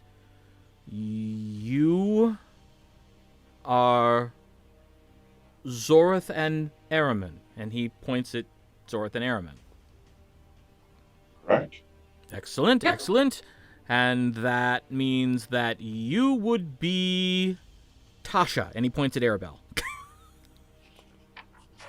Close. Oh. Really? Oh. My apologies. Tasha, and you would be the Lady Aribell. Yes. Consider me your guide. Excellent. Do we want to split up to make the tasks faster, or Everything's at the Lord's Keep, I think. we're in town, Tasha? What's your point? Shopping? She wants to shop. I mean, those two have already ventured out on their own, so let's not even pretend this is a don't split the party kind of thing. Well, for incidentals, no. But for... We're going into the Inner Enclave while we have this lovely piece of paper and this really adorable barbarian. We still have no idea what we're getting ourselves into, and there is Correct. bullshit afoot. Yeah, we need All right. to go to the keep and talk to the seneschal about the deeds, and we need to see if we can get into the library. Yes, Oh. please. You need to talk to Aralakis. Gesundheit. Yes. Oh. Is that bad? He's just a little creepy. I mean, he is the Lord's Seneschal, but You're He's a refreshingly little creepy. honest. so I have been told repeatedly. At least you seem to appreciate it. Indeed, I do. It's one of the few times I haven't been yelled at for it. Well, there is at times a time and place for discretion. What's that? Uh-huh. You may work on that some other time.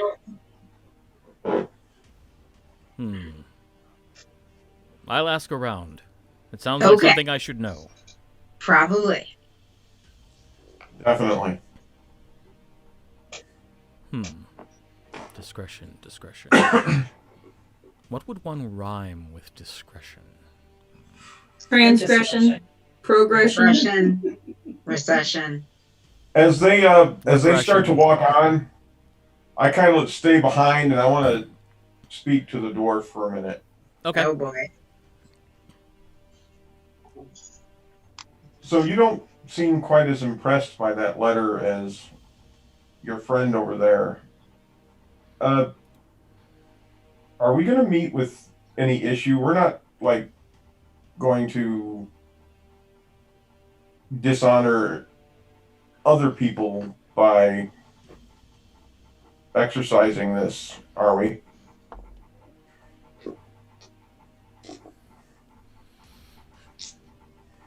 You know, it actually speaks well of you that you're even thinking that, let alone asking the question. Well, I'm one of the few people who has a right to question what Krosk did, because I hold even rank with him. Oh, wow. She's an oversentinel? I'm Over Sentinel Jatrabella Nightbane of the Porcupine Clan. see, well, I do know that we have a specific task and goal here in the city. And our task and goal will certainly meet with a lot of expedition with the assistance of the Inner Enclave. And so I don't want to Step on toes. disrupt that. I was more than happy to help out your peer in his apparent dishonor, but I don't want others to feel slighted because of it. This is your first time in Thunder's Edge, I take it. Indeed. Well, no one's going to feel slighted. They may be curious. They are likely going to be watching you very closely to see if, in their estimation, you're actually deserving of the honor that Krosk bestowed upon you. But having Athgarr along will smooth some of that. Good. He doesn't like to talk about it, but he's the Lord's son. The Lord Mayor's son? Lord Tremaine's son, yes. Lord Tremaine's son. In his clan, surnames are taken from the mothers. That's why his last name is Skend.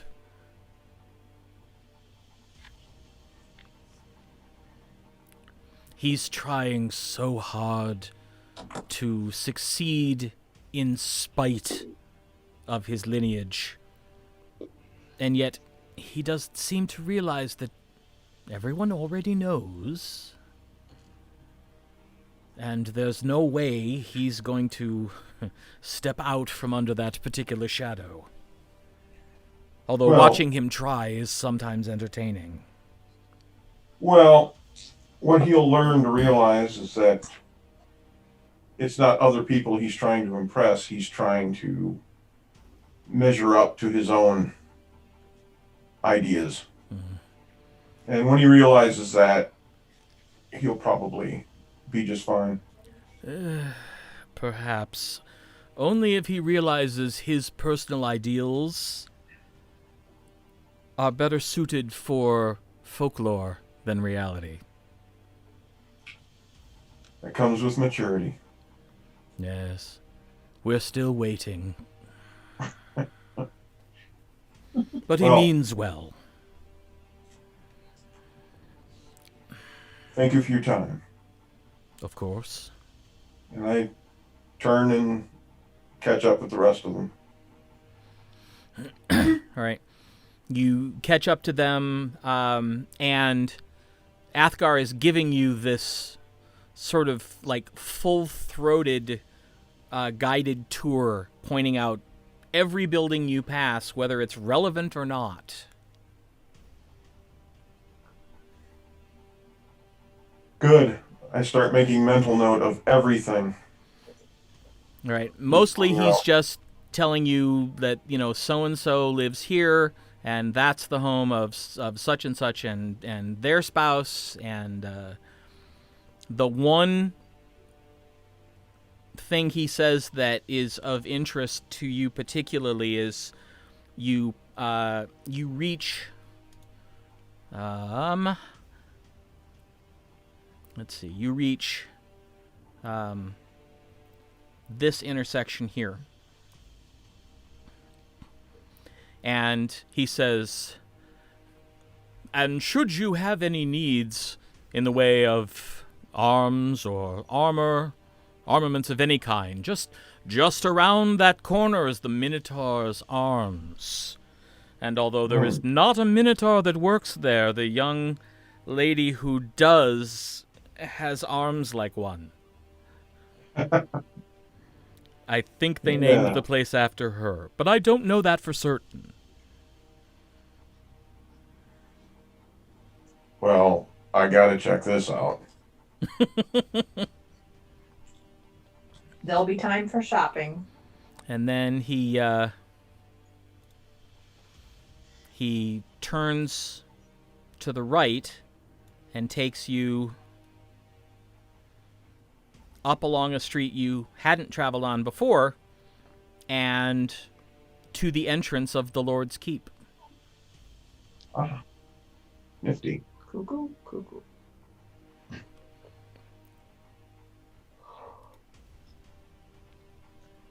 Any advice for speaking with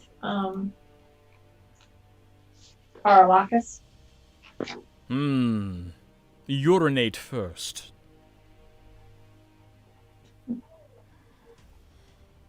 Excuse me? We don't scare easily. Yes. All right. Very well. That's what you meant. It's probably because I've known him since I was very small, and he terrified me then, and nothing has changed.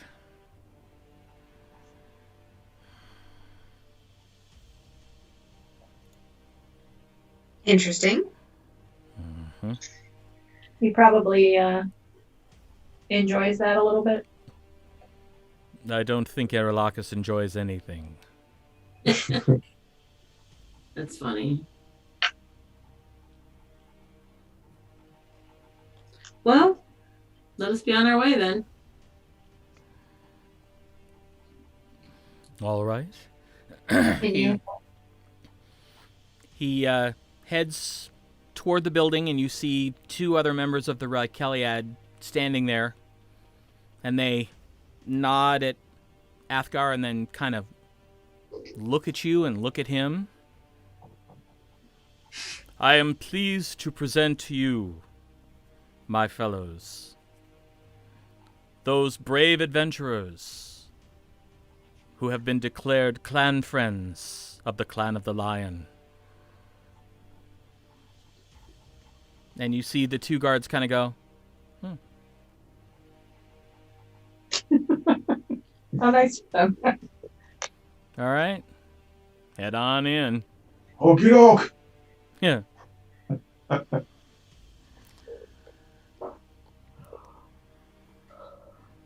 So, you head into the Lord's Uh-oh. Keep. Can't hear you. Is it the bows? Oh, it's our end. Oh, all right. I don't It's know. behind you. So it is.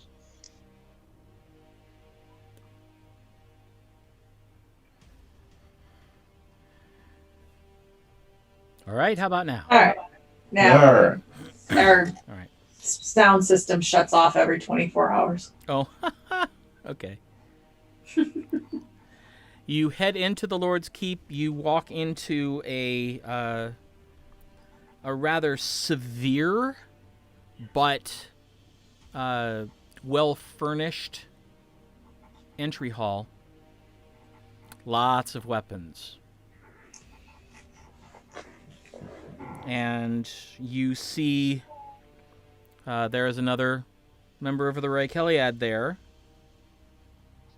who immediately looks up and walks over to meet you as you walk in. Athgarr. Yes, these are the clan friends of the Lion Clan, so noted by Over-Sentinel Overmain. They request an audience with the Seneschal. Huh. All right, well, stay here. Let me go see if he's available.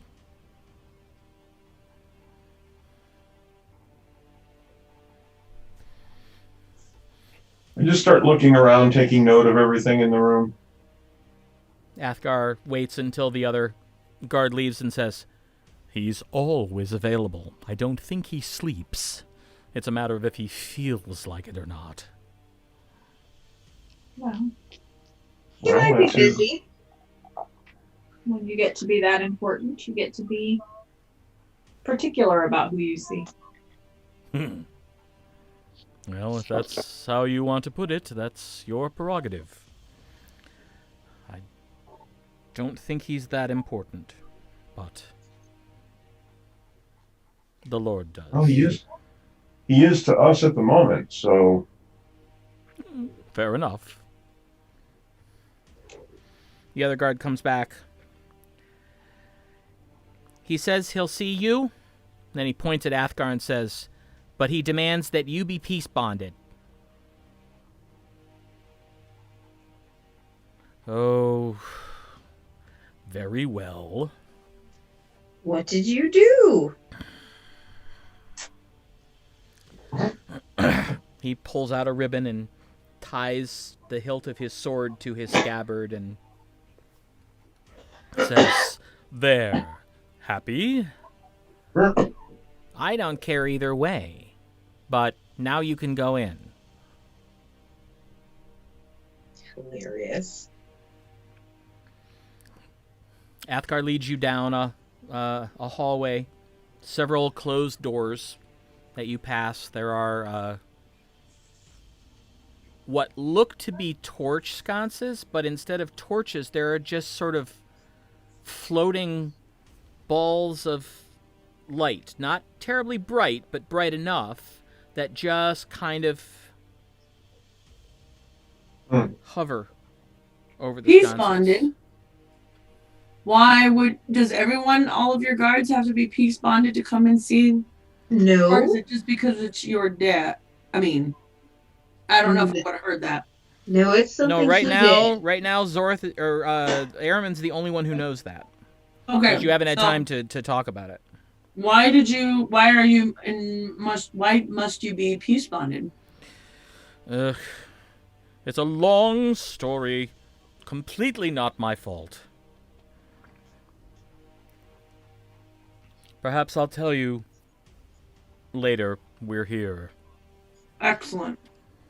And I look forward to good stories. You see him stop in front of the door and takes a deep breath, then reaches out and opens the door. And walks into what appears to be just an office.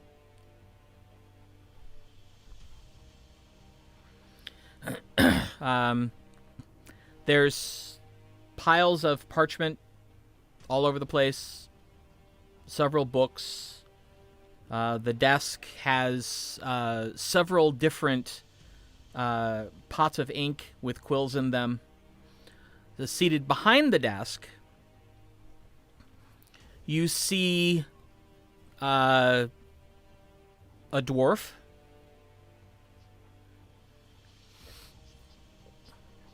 with... If you imagine what a dwarf whose beard has the mange would look like, that's what his beard looks like. He's bald. Some hair on the sides and the back of his head. He's wearing loose white pants and a white shirt. Both appear to have seen better days. And he's wearing a brown robe.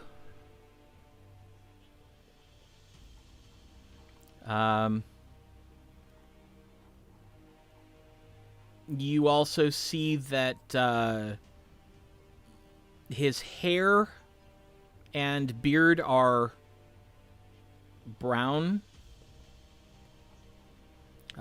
His mustache seems to be growing faster than the beard.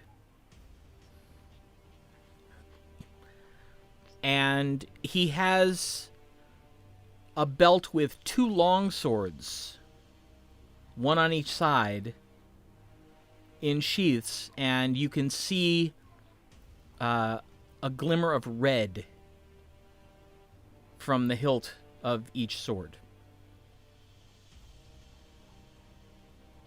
Like a magical enchantment on them? Or just handles? Something glittering.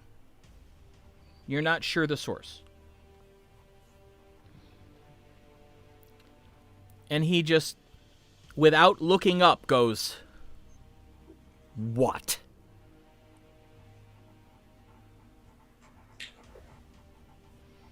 Oh, well. Athgarr says, "I have brought these people to see you. They are the..." "Yes, I know who they are. Why are you here?"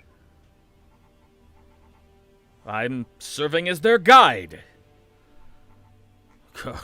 "God save us all." "Fine. Sit over there." I make an extraordinarily conscious effort not to touch anything in this room. Same.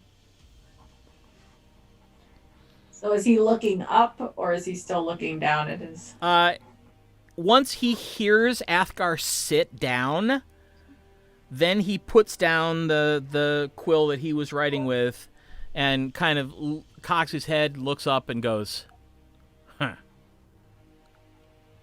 So you're Krosk's saviors, huh? Don't look like much.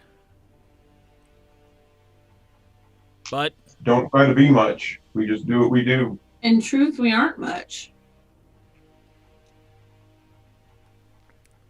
In truth, looks are just looks, as you've already discovered. all right. So, little green, little bit of humility, little bit of sass. You might survive. What do you need? A couple of things, actually. We would like some access to deeds for residents out on the Outer Enclave, if that's possible. And some of them would like to go through your library. All right. One thing at a time. Sure, sure.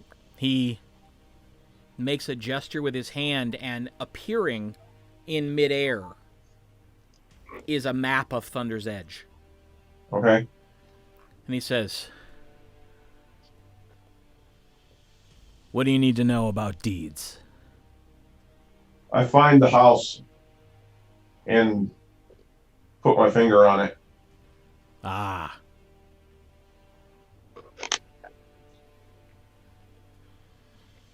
And I lean forward and I say, "And the one next to it. To the east of it." And he gestures with his hand, and both of those locations swell out, and you see some sort of deed. He's Iron Man. What'd you say? Said he's Iron Man. We just watched Avengers the other day when Tony does it. He says, "Huh.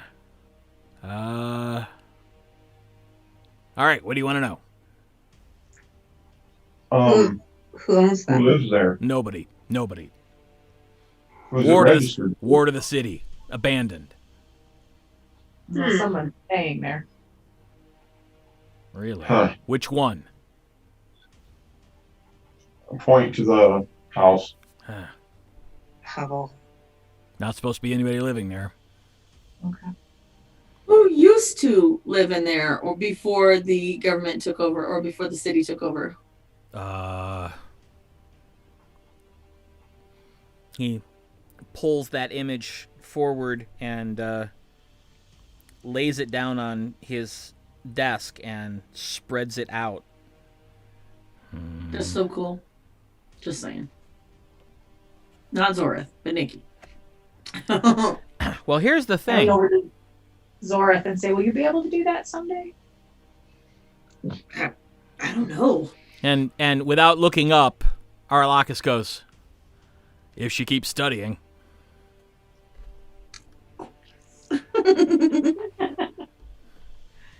Sten told me about you.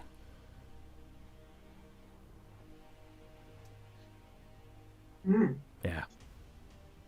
I'll do my best. I love learning new things. Takes guts to trifle with the wild magic, not for everybody. So, That's the truth. keep it up. Thank you. All right. Let's see.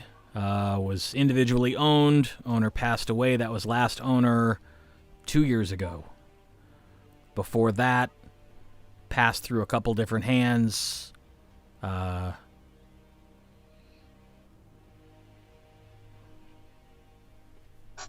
Yeah, nobody was still around.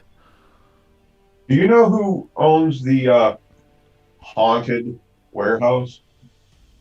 Huh. Well, I know who used to own it, Yeah. but nobody's owned it for about a year now. They abandoned it. So, Right. it too, Ward of the City. Why? Is that about when the weird things started happening? Yeah, it's why they abandoned it. We're investigating. Why? To find out why it's haunted, Well, quote unquote. It would also be helpful for some of the merchants in the town to be able to store their supplies there, get new supplies, anything that's good for commerce. There's other warehouses. Hmm. It One just more seems never like a hurt. waste. Yeah. Well, we're not gonna not tell him stuff, right? Well, you find anything out? I'm curious. Never had time to look into it myself. Well, that's partially why we wanted to look into the library. We found some odd things. very odd things. Oh, good. I like odd things. Except for that You're, one. you're, He thumb it, Athgarr. No, that leads you you're right definitely back. gonna like this weird thing if you like weird things. It's not haunted. It's wild magic. We found a tunnel under the warehouse, followed it down under the city, and found a grove of trees that looked to be transplanted from the Everwood.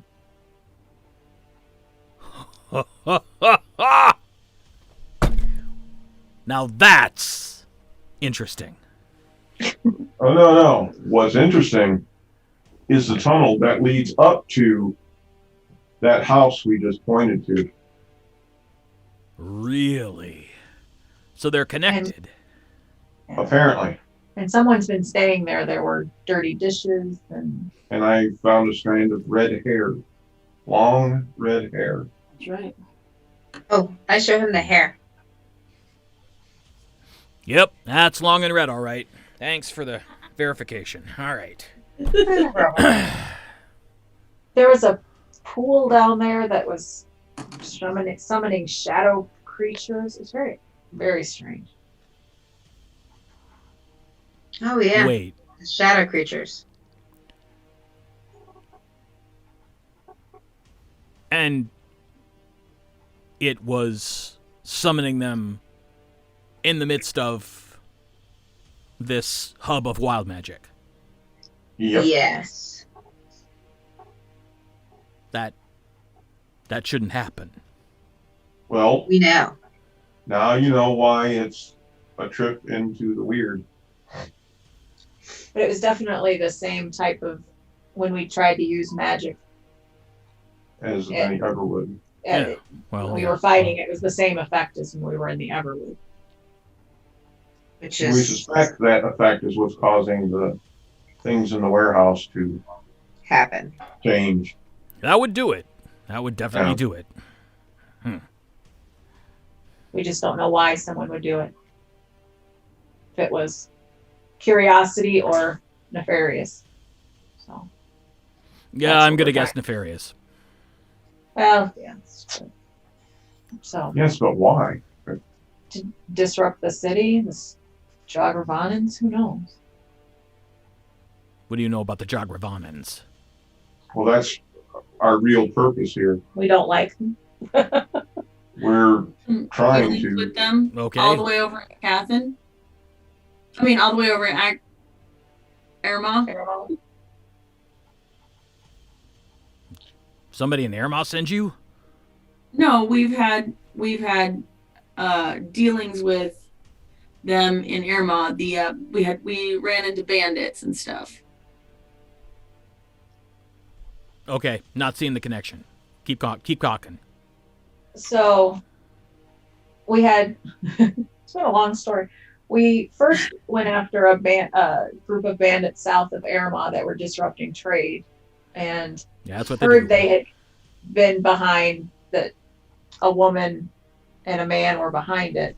We ran into similar bandits along our travel from Arimynn to Costa's Wave and On the river. on the river, and they were accompanied by, oh gosh, which god was it? What appeared to be a cleric of, and I don't have that in front of me. The dead. I didn't find it. Guy. I say the god's name. Pam just doesn't remember.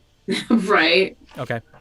Oh, that keen mind of availability is so nice.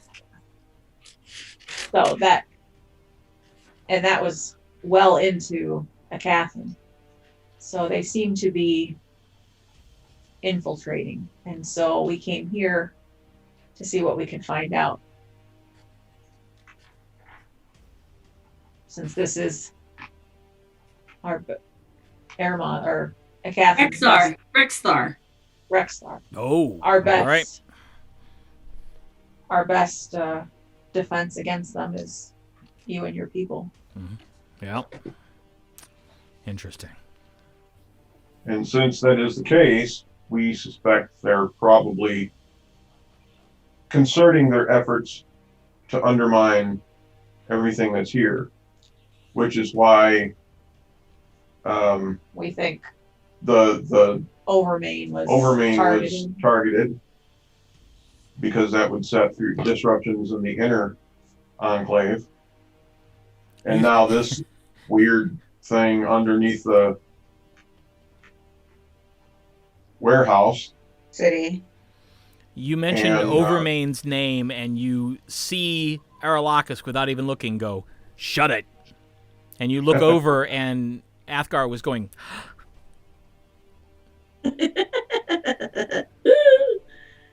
It's so funny. And we've also come to notice the Inner Enclave walls and their cracks, which I took some study of last night. really? Any conclusions? The only conclusion I could come to is that they are impact cracks, as though a large bolt or ballista maybe had struck the wall, except there's no strike point. Yep. Just the radius of cracks from the impact. Well, you read that correct. That's pretty much what I've come up with, too. So all of these things are just odd occurrences that are unexplainable but disruptive nonetheless, Yep. which makes me wonder if there's some plot afoot. By By themselves, the Joggervana. they're interesting and curious and a little awkward. When you start putting all these things together, though, it's got the potential to be so much more. Yeah. Yeah. All right. What proof do you have that they're related? Well, we have none, Not yet. other than they're all odd occurrences that are happening within a really close time frame. Yeah. Oh. We are And they still all happen to be investigating. very disruptive. That warehouse has been happening for over a year. That doesn't mean that someone hasn't been plotting this for over a year. No, Well, but it and doesn't how prove long that did they it take have. the plans to go on it? Well, that's why we're investigating. Yeah, we're still working on things. Well, you managed to figure out what was going on with Krosk, so you can't be completely dim. Thank you. I think. All right. I'm a little interested. Let's just say that. I don't have a lot of time to be interested. But No, but with you as a resource for us to use when you're available would make this a very much of an easier time of it. sure. And if we find more interesting things, we will let you. Well, first thing I'm going to do is put guards on that warehouse and that hovel. Tell them to be very careful. Yeah. I would not send them in if I were you. Now that I know what we're looking at, I know how to safeguard it, believe me. Okay.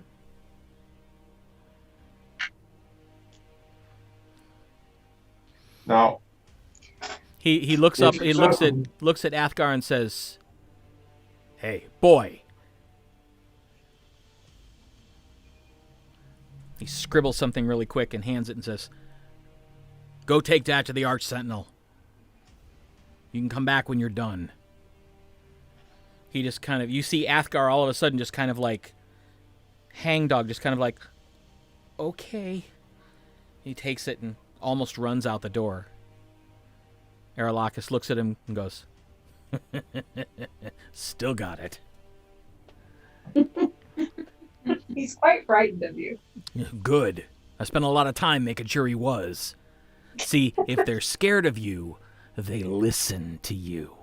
He doesn't listen to anybody but me. Well, that is entertaining. I don't think I can pull it off. I told his dad I'd get his ass straightened out. It's taken too long already. Good luck. Perhaps Yeah. that's the reason that he doesn't listen to anyone else.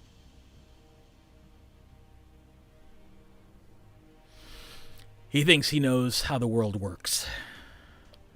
But most of his knowledge of the world comes from the library.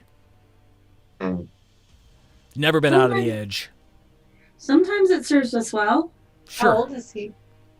Like 23, I think. Well, books can give you knowledge, they can't give you experience. Exactly. I keep telling his dad we need to send him out. We need to send him off somewhere to do something where he's got to answer to someone else who isn't here and someone who he can't run back to daddy and complain about. What if you were to send him to the River's Watch Tower? It's far enough that he would have to... Army post? Yeah, No. that's not gonna work out. No, he'd never go for it. Neither of them would ever go for it. That's Army business, not Raqueliad business. Hmm. Nice try though. Perhaps if we find something that requires investigation, he can go with us. Yo, what? That might work. You want to take Dudley Do Right? I don't know. Any of you ever weaned a puppy? Yes. Well, Yes. You'd be And doing two that children. again. Oh. Well, all right then. Maybe you do know what you'd be getting into. Kind of heartbreak. Well, so everyone here is aware, we have this investigation we need to take care of and can't spend a lot of time babysitting. No. No, don't expect you sure to. he's But, functionally yeah, competent in just, if we need an extra sword, then I mean, He does. Tasha. He does know quite a bit. He just doesn't know Well, how that to could use be it. useful. That could be useful. Yeah. Well, his dad tried to get him interested in martial arts, swords. He wasn't that interested. I tried to teach him my magic. Wasn't interested. But boy, he likes music. Really? Yeah. I cough and I look at Tasha. Tasha. Well, I know who can be his handler.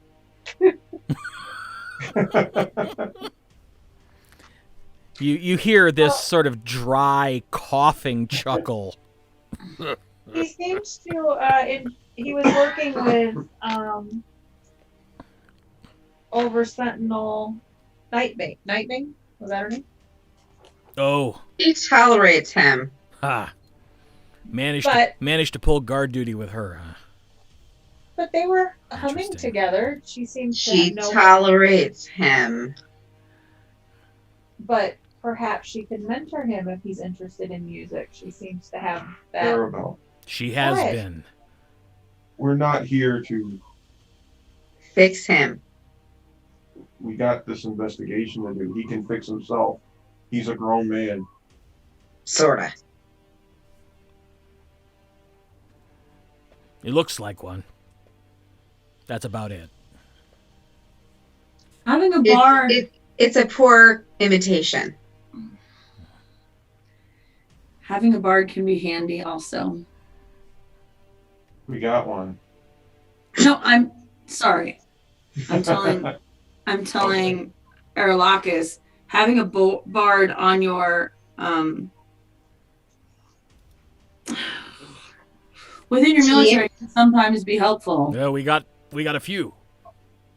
Except So they're why was competent. Why is he not allowed to be a bard? No, it's not that he's not. It's that he lacks the wisdom to do it properly.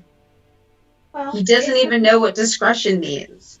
Yep. It- You can always spot a bard who knows her shit. Well, Because she's able to Tasha, spot when one doesn't. you took a winding path to become what you are. Perhaps he'll find his way. Perhaps. Well, if you would let us into your library, that would be excellent. We do have more things to do today. Did you chew on Yeah, that? I do too. As always. I'm sure. Are we waiting for him to come back, or are we? No. Okay. No. I'll send him to the library when he gets back. What are you looking for? Well- Me personally, Nikki does not remember why we're going to the library. I think at the time we were thinking that it would be useful to research Oh, wild magic and if there was anything on the Everwood or anything that would be useful to us, but maybe We there's do not. need to learn more about the Everwood, for sure. All right. So are you looking for current? You're looking for pre-shattering. Both. both So, All right. because maybe- yeah. Sorry. He grabs a scrap of paper and pulls an ink and scribbles a couple things and says, "There, And shelf numbers. Any- That'll get you to the areas where both of those things are." Thank you. any history on the edge? It's been a while since I took my. Well, Oh, yeah. Give me that paper back. Scribbles one more thing. It's been a while since school. All right. Out the door, turn right. First hallway, turn right. Second door, left. I give him my weird theory about the wall. Thank you. Interesting. I did have a weird thought this morning about the fissures in the wall, but All right. it might be out there.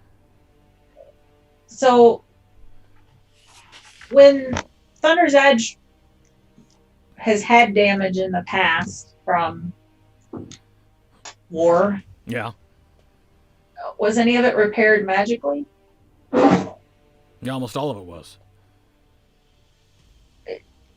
Would any of it be where these fissures are? Like that the magic repairs are fading? I don't know. Something to look into. Just with all the weird starts- wild magic, I just wondered if something was happening. Starts scribbling a note to himself. Plops it on a pile. Puts the quill back. Never thought of that. I don't know. Try to take a look at it. Thank you for your time. You're welcome. And if you need to smack him, smack him. Wow. Noted. We'll see. Being eager isn't terrible. But we don't have to live with him. Yeah, he's already put his head back down and has gone back to work. Yeah. Yeah, we go. And we take our leave. All right. And as you walk out of the office of the of Lord Tremaine's Seneschal, you understand a little why Athgarr might be intimidated by him. Mm-hmm. And as you begin your walk down the hallway toward the library, that's where we're going to take a break. Yeah. Because we're overdue for one. We sure are. So, we'll be back in 10. Hang out. So short. We'll find out what happens then. Well,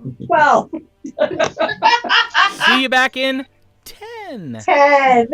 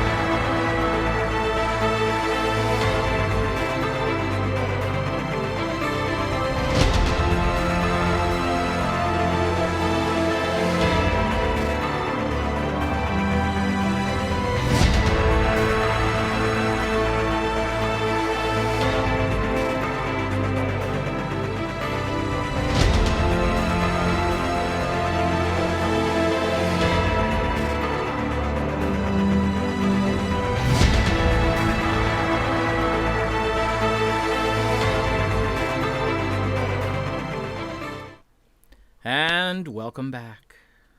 Woohoo! All right. Yep, fastest 10 minutes in the world.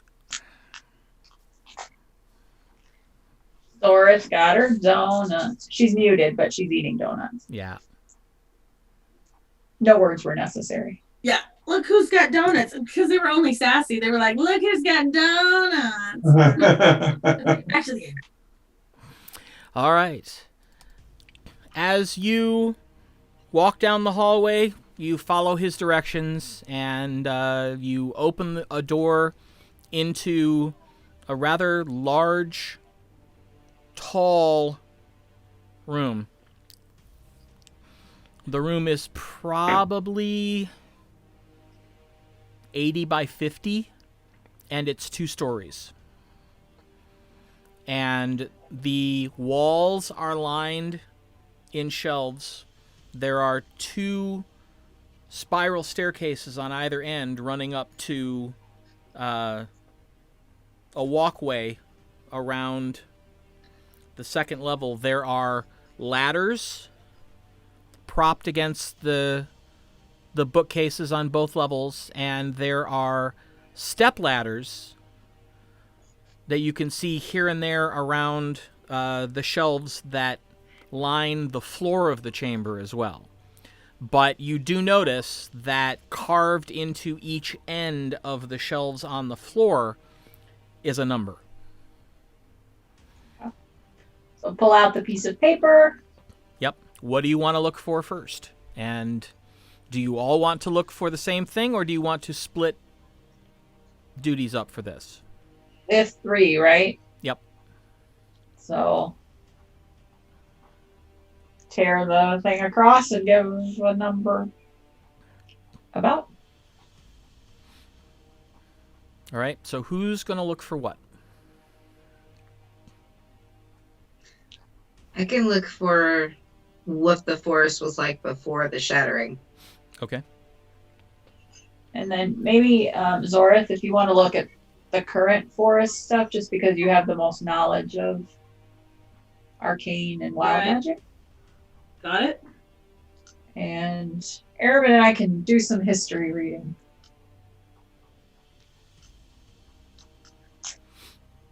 All right. Excellent.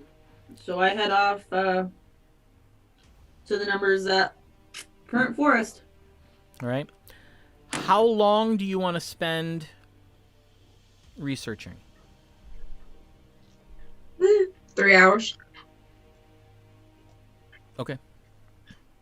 Well, what time is it? So is it like 8 now or like 9? Yeah, it's probably about 9 o'clock. So 3 hours would put you to lunchtime. Yeah, that's good. Okay. Oh, Zorith gets hungry. You know, So those 20 extra Danishes did help.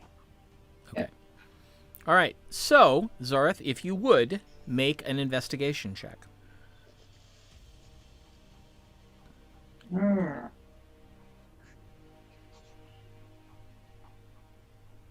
Not bad. Natural 16. So investigation, Mhm. 18. 18. All right. You find a couple different books that appear to have been written for travelers of some repute, maybe minor nobles, but it's basically a treatise on what to expect and how to try to protect yourself when traveling through the Everwood. Basically, the section on what to expect is a lengthy explanation of wild magic for people who don't understand what wild magic is. Expect the unexpected. Yep. And it does contain some examples. And they talk about normal-looking creatures of odd color with strange appendages that you don't normally see on members of that species. They talk about intelligent flora. But really nothing, apart from the specifics on some of the creatures, nothing that you didn't already know. Great. Got it. Thank you, sir. Mm-hmm. Who next? Me. Okay. Then I need an investigation check, please.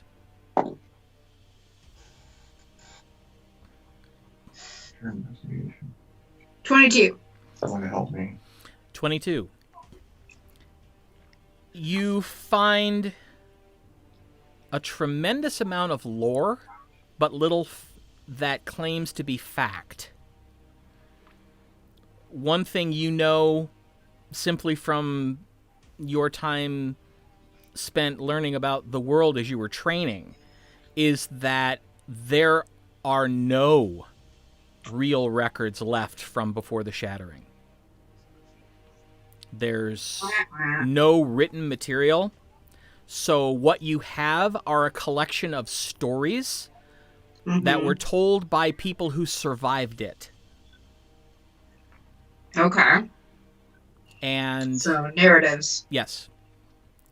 One talks about a great battle that was waged in the sky, and apparently claims that the entire southwestern portion of known Aecathan was forest before the Shattering.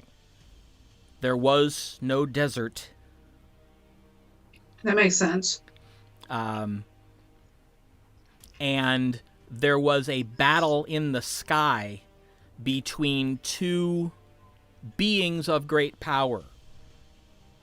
It is very clear from the narrative that whoever was telling the story and witnessed this had no idea who or what these beings were. They could have been simply, incredibly powerful sorcerers. They could have been deities. They could have been extraplanar creatures.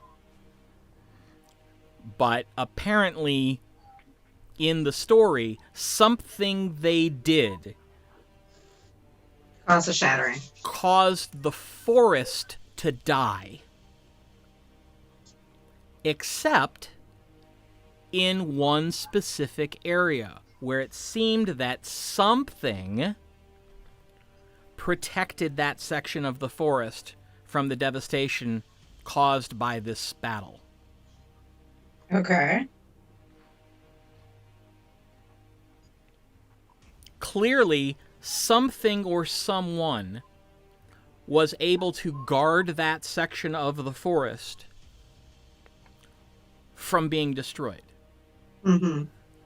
But whatever caused it changed it.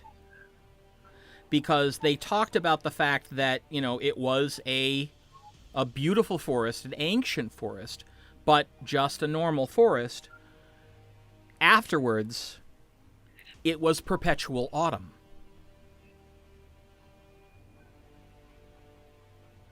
In that section that survived. Is that what we experienced? Yeah. Okay. The entire Everwood is red, yellow, and orange. Oh, okay. Interesting. It's not autumn anywhere else on the continent, but it is there. And apparently, it always is there. Weird.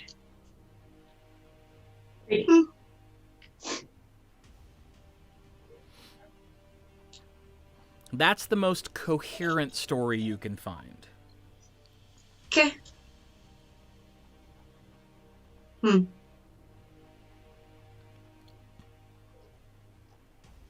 All right. So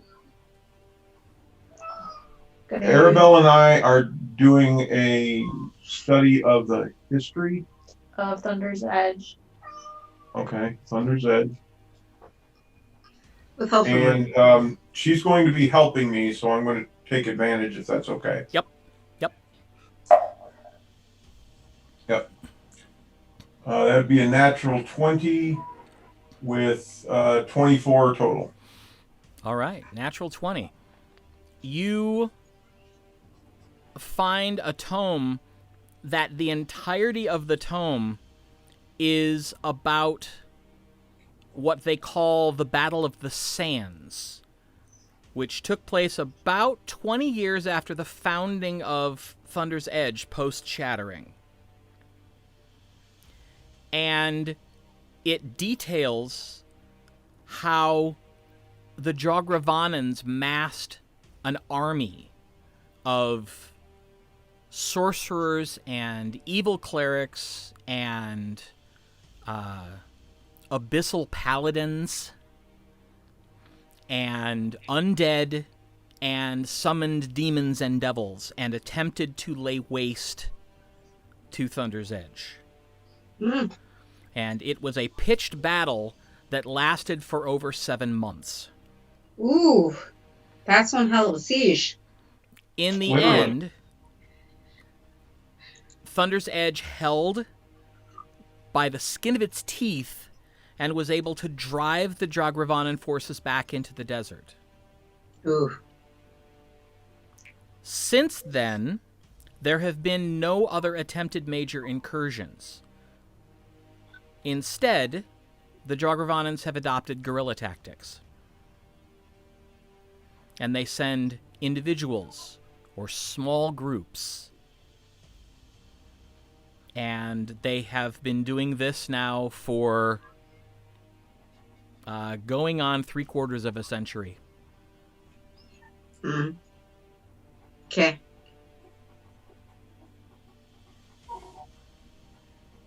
Huh. Okay.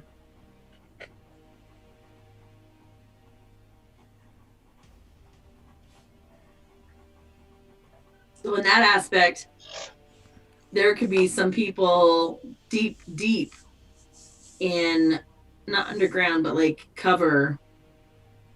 Wiggy could be Jogravanan. The what?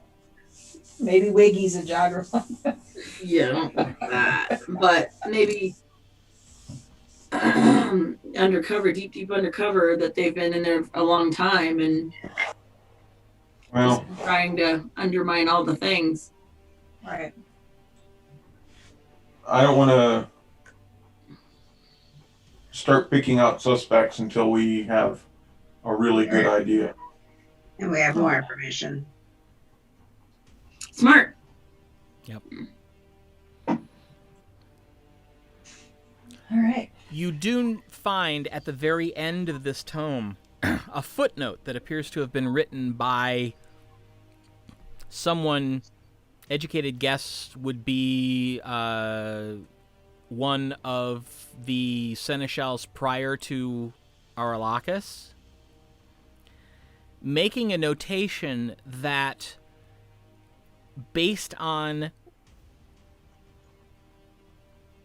the agents they've captured and what they were carrying, it appears that the Temple of Jogravana has put a lot of resources toward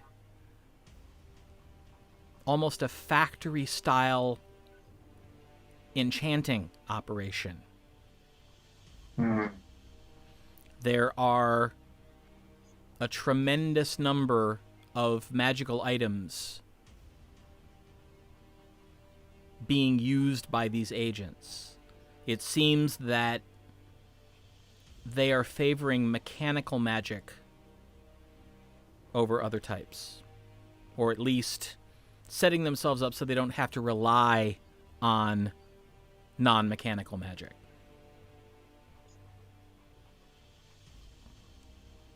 Hmm. Meaning that the agents they've captured seem to be more and more well-geared.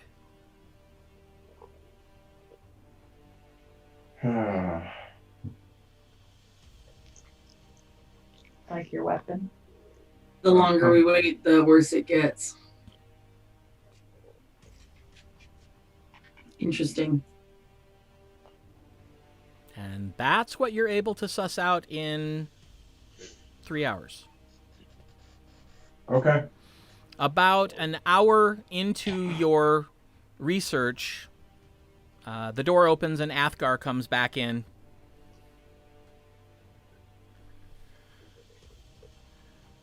Looks around, sees all of you deep in study, grabs a book, plops down in a chair, and begins reading himself.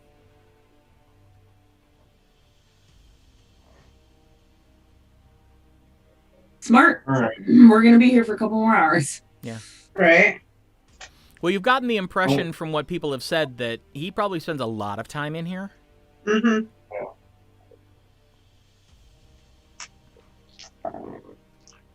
I once I finished reading, get up and kind of stretch, loosen up a little bit, place the book back where I found it.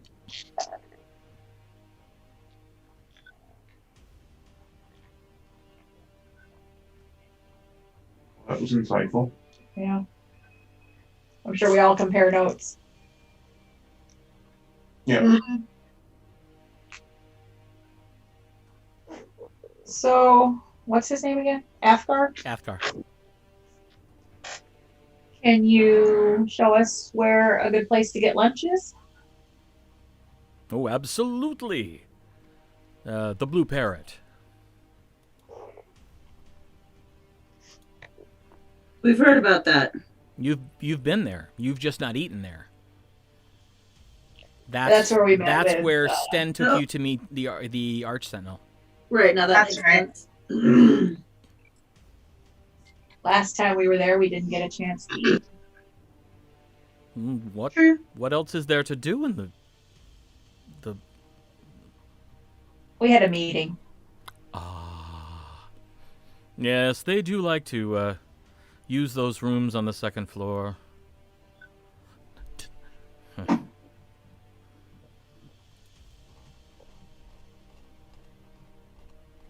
Well, perhaps as a thank you for your willingness to guide us, we can treat you to lunch. Oh, well, that would be very nice. Thank you. I accept.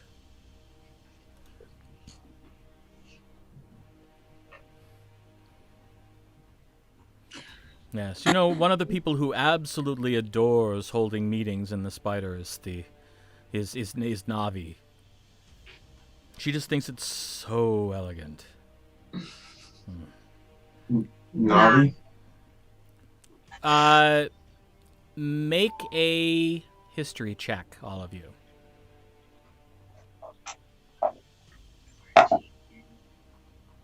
$23. I think mine is also a 23 if I can get my iPad. 18.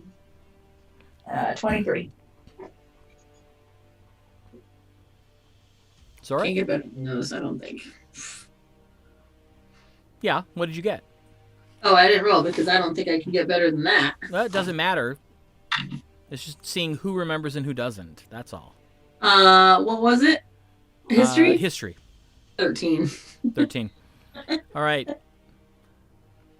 The two A's, Arimynn and Aribell. You remember a certain violet-haired, red-skinned tiefling introducing herself as Arch Sentinel Navi Temra. Okay. Oh, yes, that's who we met when we were here. Really? Yes. Oh my. It's quite lovely. She's very impressive. Jizz? She's a beautiful, striking lady. No, I didn't mean that way. I meant she's probably one of the best in the Rakeliad. Yeah, That is good as well. but I meant a beautifully. Of course you did. I never thought of her like that.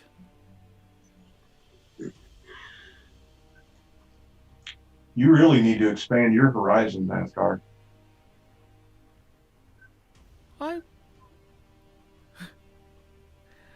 At the risk of impersonating George Takei, I read. Sometimes it's time to put it for practice, that's true. Yeah, that's not what I was talking about. But I So- know everything. I know everything I need to from the library. How do you know that? Because this is one of the best libraries in Aecathan. Okay, I'm just going to say this, and I mean this with kindness. Books are very important, but experience is equally important. And you cannot get experience in a book. Well, of course you can. That's what they No. are. They are. No. They are No, you can. experiences recorded for us to learn from. It is knowledge. It is not the same thing as experience. Is he armed? Yeah, remember his sword is peace bonded. Oh, that's right. Yeah. How often do you get to use your sword outside of training? I don't think I've ever used my sword outside of training. Exactly. Well, okay, a couple times, but I've used it a couple times.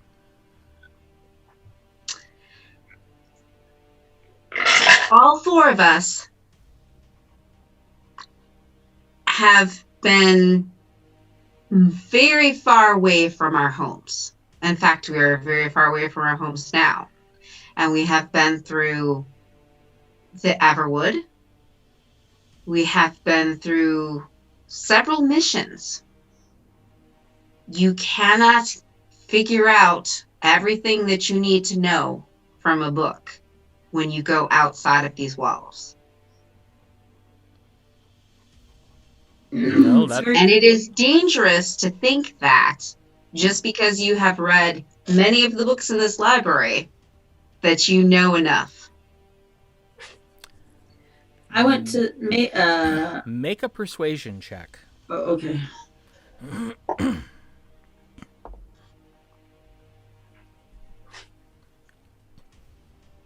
Hmm.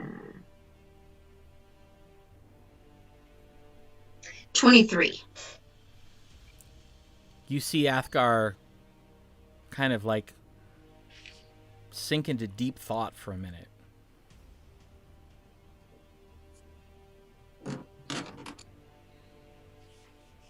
There might be something in you, what you say. Perhaps. I shall ponder. Please do. And with that, I go inside the blue parrot. Sorry, And I grab a misspoke. tip. Blue spider. Oh, okay. spider. Blue Yeah, you spider. said spider the second time, and I was like, well, maybe Yeah, the blue- second floor is the Blue spider. spider. No, And- it's called the blue spider. Yeah. And I grab us a table. All right. I squeeze it, Athgarr on the arm and go inside. it is quite busy because, well, it's lunchtime. Mm-hmm.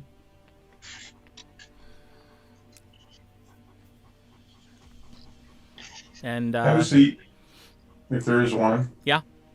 I grab us a table. yeah, it's crowded, but you can find a table.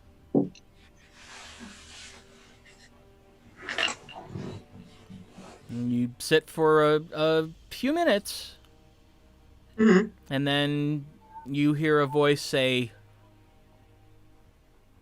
"Welcome to Blue Spider. What can I get you?" "Oh, hello, Athgarr." I would like JoJo. Threw me off. You look over. There's a probably mid late 30s ish halfling. Wearing work clothes, has an apron on. I would love your best tea and perhaps some bread, some vegetables, and fruit. I can do that.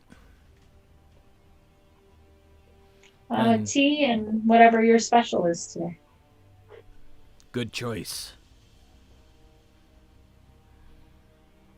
Athgarr. Special. Oh, I'll just have the usual. You know what I like, Fullbar. I'll have the Yeah. special. All right. Have the special too. Four- And an ale. Ale. Light or dark? Dark. Good choice. All right. What do you want to drink, Sorry? I'm fine. Just some water. Water. I can do that. Thank you. Right. Be a few minutes, but I'll get it out to you as soon as it's ready. Thank Heading you. over to Athgarr. What's his name? Oh, that's Fulbar Jamjar. He owns the place. Insists on serving every customer himself, which is noble, but it does get a little slow when it gets busy. Right. So what is your specialization, Athgarr? You've been training, I'm sure. I have. Good question. You know, now that you mention it, I haven't a clue. This GM research break brought to you by. Right. He says, I have been studying the bards of valor. Ooh. You say bards of valor? Yes. And what are the bards of valor? Bards.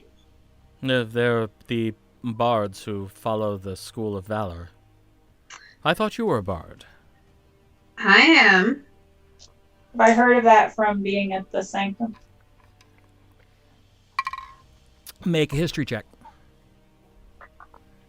Yeah, have I heard of it? Make a history check. Yeah. 11. Yes, you've heard of it. It's one of two paths. 18. Yeah. So oh yeah. what are the two paths? Lore and valor. Oh, and I'm one of lore. Yep. Yeah. And I say, oh, yeah. Yeah. Is there... where do you study here? Does the Gilead have... Oh, well, when I can convince her to work with me, Bella teaches me. Mm. That's who we met earlier, right? Yes. Jatrabella Nightbane.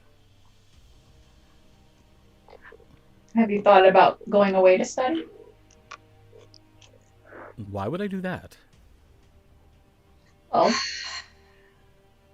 you said when you can convince her, but if you went to where they train bards, you could have in-depth training and see the world a little bit.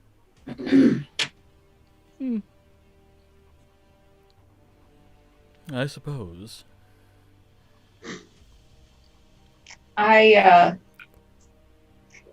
grew up in Arrimynn, kind of in a fishbowl, if that reference makes sense to you. You lived in a fishbowl. He does not get it. Growing up, my parents are very influential in the city, and so I always felt that people had expectations for me, and it was very hard to find myself when everyone's watching. Yes, I know something of how that feels. And so when I went to the Sanctum to study, I was able to find myself and become who I was meant to be without having to feel like if I fell down, everyone would notice. And so when I came home, I was better for it. And I met other people and saw different perspectives, and it was very helpful. Well, I consider myself quite lucky I can do all of that here. I meet people who travel through the Edge all the time. Hear their stories. Occasionally pick up bits of lore from them, new techniques. An occasional song or May I two. ask? May I ask you a question, Athgarr? Of course. Don't you want to make your own stories? Well, yes, I've made a couple already, actually. No. I mean, go out and make your own stories. Yes, I've done that a couple times already. And that was enough? Well, for now, I'm still learning. Part of being a bard is learning to tell the existing stories in such a way that even those who have heard them feel the need to listen to them again. You don't say. Well, If you have some time free next Wednesday, you should come to the Ivory's Wrath. Tasha will be performing, and it's quite impressive. Then why is she performing in the Wrath? That's where we're staying. Oh. I reach under the table and just kind of put a gentle hand on Zori's. We quite enjoy staying there. The proprietor is a very good host and has become a very good friend. Well, he'd have to be to keep any sort of clientele in that section of town.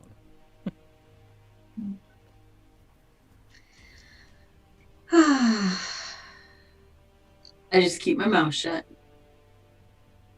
I just sort of pat her hand under the table. Don't kill I him. think 'cause getting he's- out more would do you well, Athgarr. Don't kill him because he's stupid. Is that what you're about to say? I was going to say don't kill him because he's ragging on your boyfriend. Not my friend. It's It's just that elitist jerk, like inner, outer. And that was just like, So I will just gently not say it. the Rikiliad protects all of Thunder's Edge, right? No, if necessary. So it might do you well to spend some time in the outer enclave and see what you're fighting for. Fighting to preserve the Inner Enclave. Ooh. A good I leader. still bite my tongue.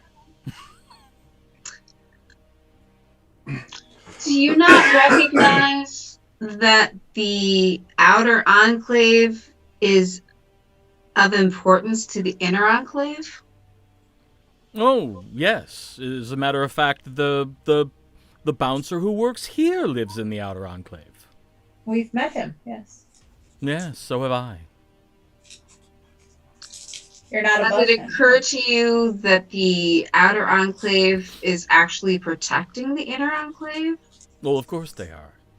Why else would they be there? So don't you think that's worthy of respect?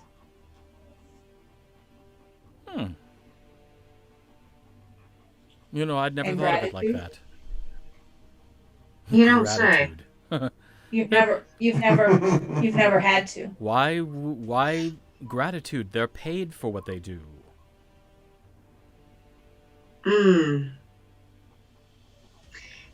Every man and woman who does their job and is of service should be respected and shown gratitude regardless of where they live and who they are. Well, I'm always very polite to everyone. What you have told me in just the last 10 minutes tells me that you are not polite, you are condescending. And that is not politeness. Well, I'm not trying to be condescending. I know. Regardless, it doesn't matter what you are trying to do. Well, I I think that We're not going to cure the class system in Thunder's Edge. Over. Sorry. We're not trying to change who you are. We're just trying to Yes, we expand are. your horizons. Think of it Trying as to the get time him you not spend in killed. the library, right? You spend a lot of time in the library learning. Yes. Maybe you could spend some time in the Outer Enclave learning. Learning what? Life. It will make you a better leader someday. But I would not be leading the Outer Enclave. I would be leading the Inner Enclave. I stand up and I walk over to the bar. And it's a symbiotic relationship. Ooh, that's a big word.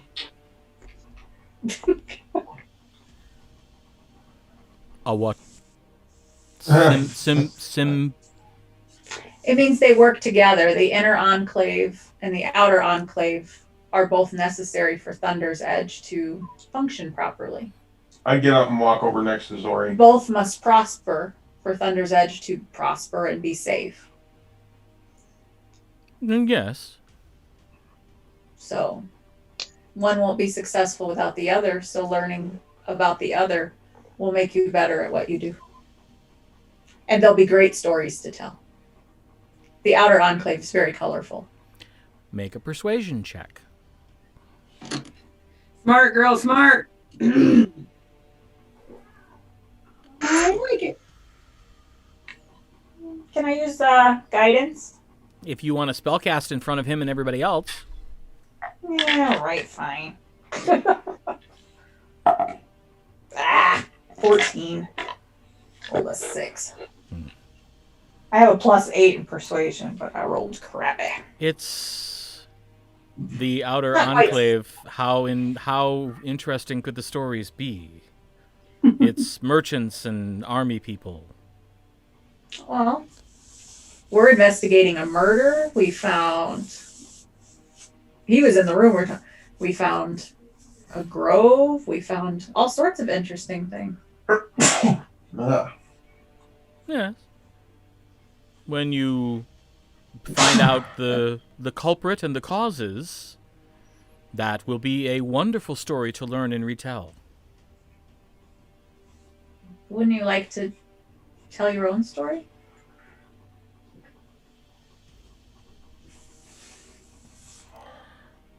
He looks at Tasha and says, I fear there's something being lost in translation here, but I will say this one more time. I have a couple times now. I hope that's enough suppose for the you. best way of putting this is, wouldn't you actually like to experience a story that is all your own, that is based on your experiences? He has a couple times. Experiences that you Thank may you. not, experiences that you are never going to get if you just stay here. I guess the question is, Athgarr, will those couple of stories that you've lived be enough? Or do you want more? Well, I assume that at some point there will be more stories. One cannot go through life completely isolated. And I if believe that's enough for I believe when the stories find me, I shall record them. But I don't really see the need to go charging off in search of stories. I have stories to read. I have duties here. I have friends here. And if that's enough for you, that's wonderful. As long as you're happy. Oh, yes, I'm very happy. I lean over to Zori and I say, because ignorance is bliss. I asked the bartender for a shot of anything and taken a shot. Say, add it to my tab. What's I'm asking player to GM. Okay. What's the motto of the bards? You can't possibly be this fucking stupid. Oh wait, I'm sorry. It's he's not stupid. He's merely ignorant with a lot of haughtiness to his ignorance. Oh yeah. Da da da. We don't listen to elitist jerks. He probably reminds Aribell of many of the people she grew up with Yes. and who don't understand at all what she's off doing. In So, particular, he reminds you of a couple friends your parents forbade you to hang around with. Ooh. Arimynn tells Zori, he says, you know what it's like? It's like trying to... It's like trying to talk to somebody from one of the churches. No matter what you put there, no matter what you say to them, they either don't want to hear it or don't get what you're putting down. It's like he's either an incredible idiot or he's just too blatantly arrogant to concern himself with other knowledge. Well, to a certain degree, it's brainwashing. I mean, you know, look at how many things that we've done on our own, and we don't have any prejudices because we weren't told by anyone else to not like this family, not stay with this family, keep away from that family. Yeah, well, you say that like it's an excuse. Well, It's not. yeah. It's one thing if you don't have the information and you're ignorant to it. It's another to disregard the information because you don't want to hear it. I literally don't think he's disregarding the information. I just don't think anybody's given two poops to tell him about it. I mean, look at Arilakis. Arilakis doesn't necessarily. I mean, he. It appeared to me that he will tolerate the outer ring because the outer enclave because he has to, but that doesn't necessarily mean that he wants to. He probably won't tell. You know. I don't know. It's just I have a difficult time with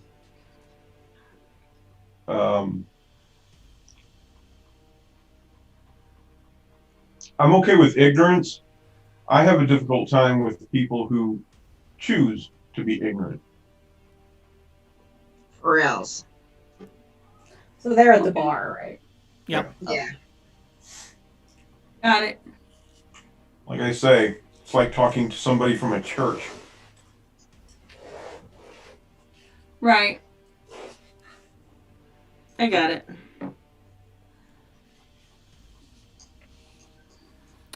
You see Full Bar headed back towards your table with food and drink.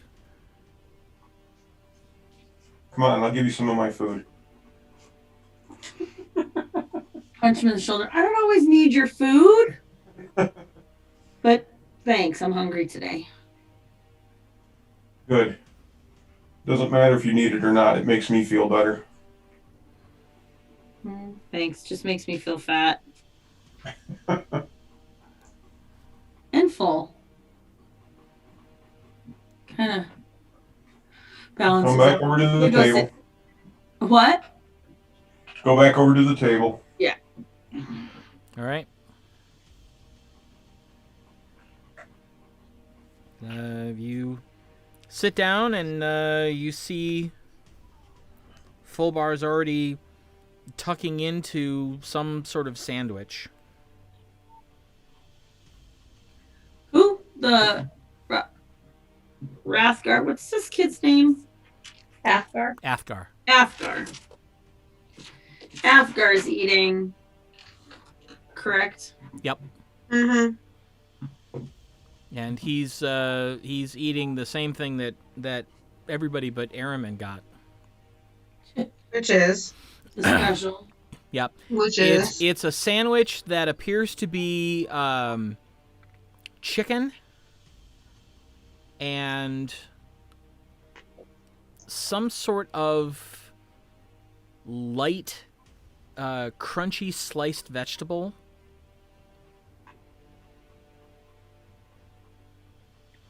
And some sort of condiment that is reddish in color, sort of a creamy red.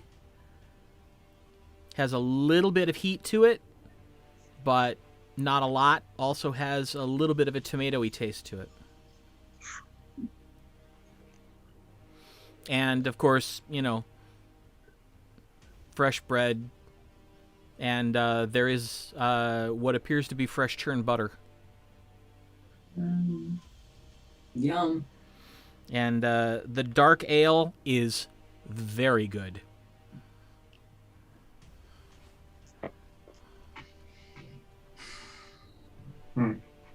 Okay. I'm going to try this one Athgarr. more time. Oh, wait, No. what? She's gonna try it one more time. No. No?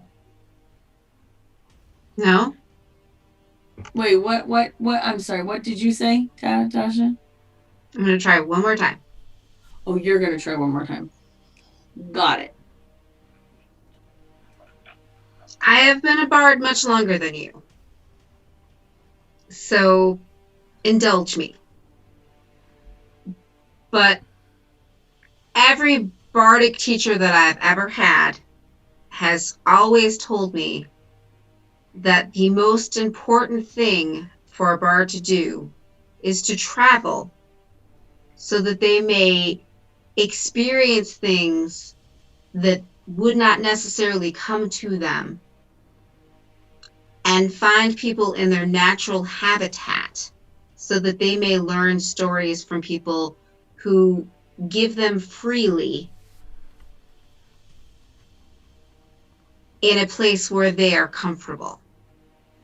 I smirk as I was listening to her eating a. And you will not find this in your own home, no matter how many people travel here. Make a persuasion check.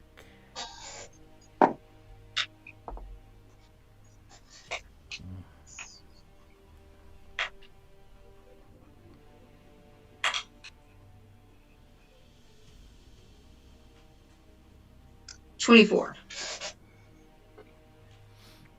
You see him, he takes a bite and he's chewing, brow furrow a little. He swallows and says, "But certainly every story worth telling ends up in a book someplace. So one simply has to find it and read it." Who wrote the books? Not every story is put in a book, my friend. Many a story is just passed from mouth to mouth.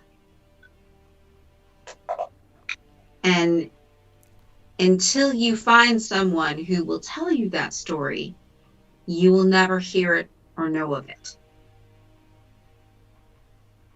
But is it worth hearing if it's not in a book? Why, How did- yes. Yes, How did it they is. get in the book? Someone told someone who told someone who told someone, potentially who's never experienced the thing before. And the writer of the book judged the story worthy to be so encapsulated. Maybe You you'll are get- a bard, or at least you are training to be one, correct? Yes. Do you write down every story that you hear? Of course not. Or- Some of them are pointless. Ah. But those pointless stories have taught generations very important lessons that you simply haven't learned yet. And also, sometimes the point of the bard It's just to entertain with those pointless stories and make someone else feel better. And I get up and I walk to the bar again. Crunch, crunch, crunch. So,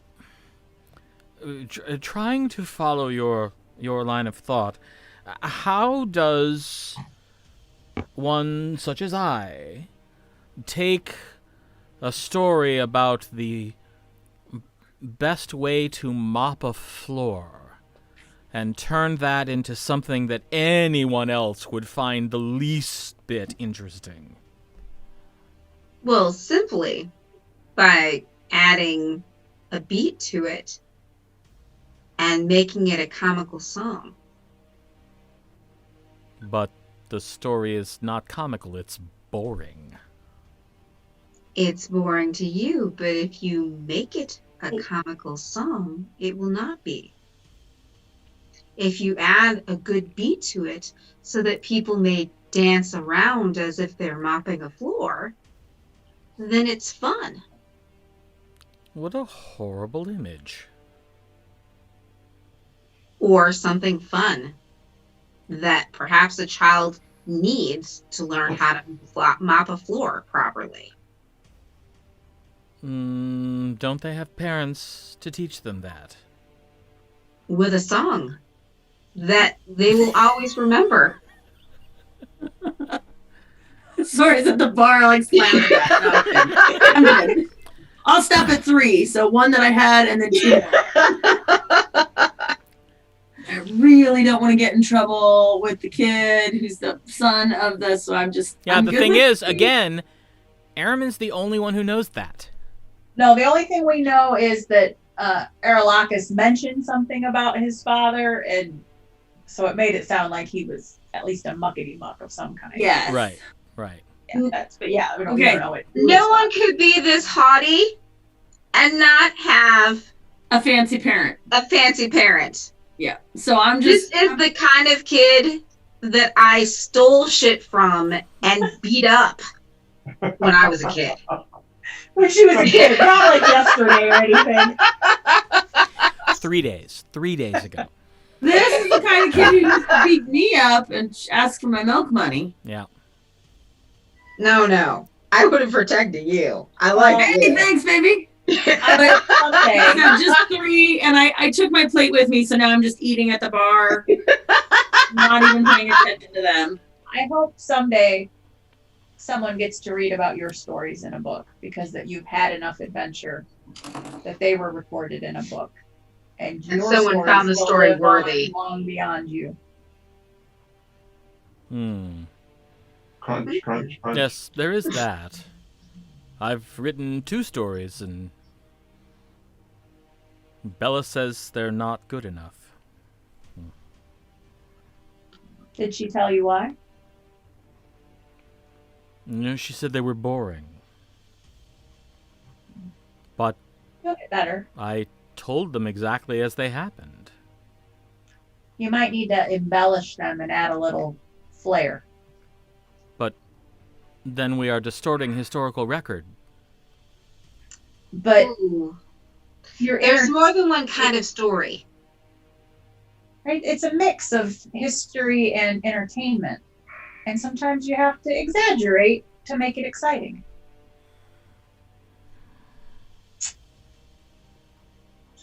Do you honestly think that every book you have read happened exactly the way it was written? Yes. Oh, no. No, my friend.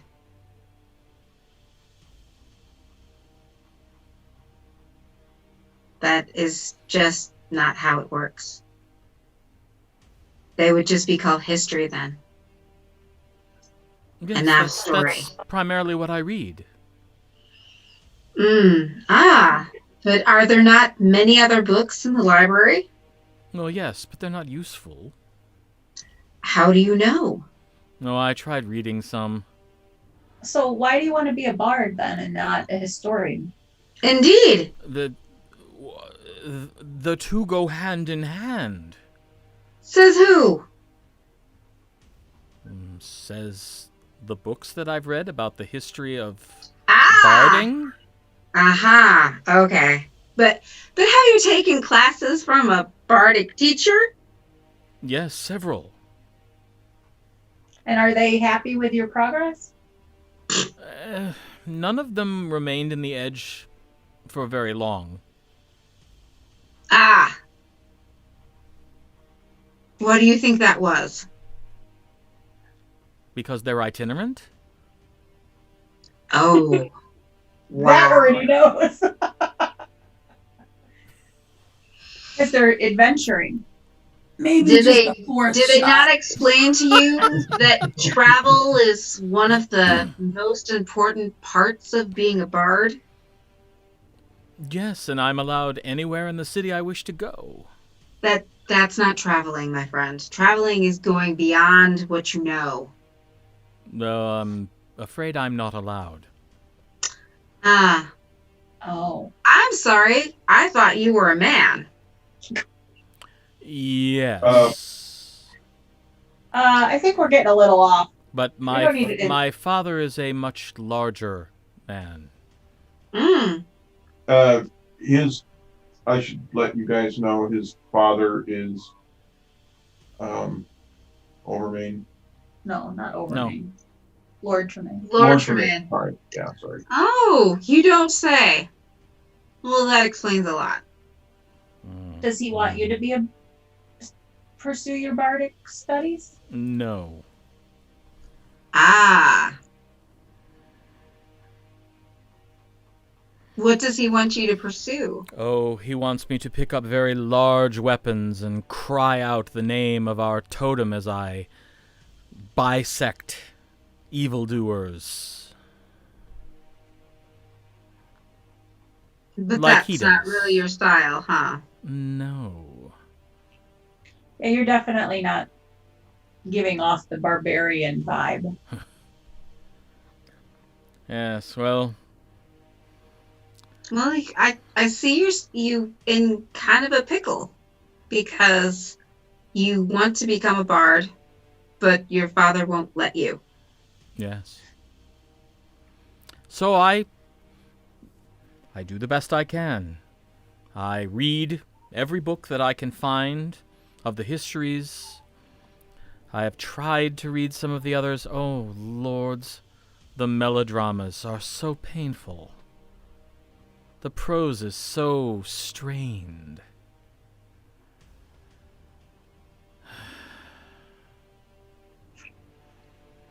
And there are other bards in the Reich-Eliad, and I glean from them what I can when I can. Well,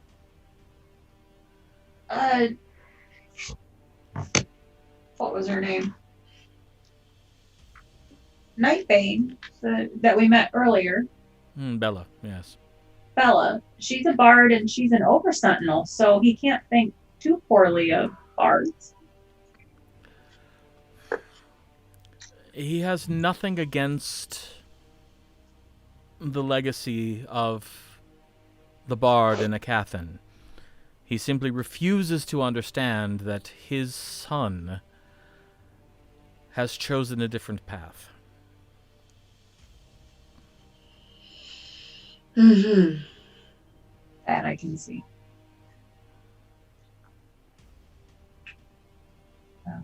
Well, Consider yourself fortunate. because Crunch, crunch, crunch. How so? oh, I see. You have your parents. Well, I have my father.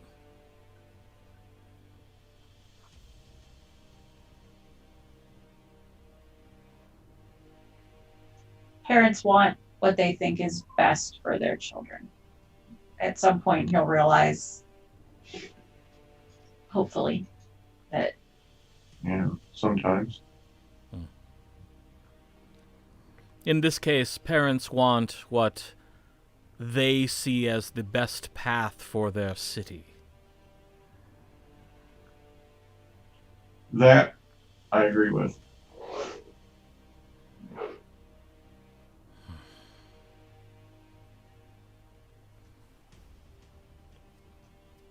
Well, Sorry we were hard on you.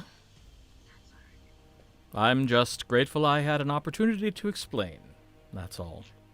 Well, we do hope you'll think about coming to the Wrath next Wednesday. It'll be entertaining.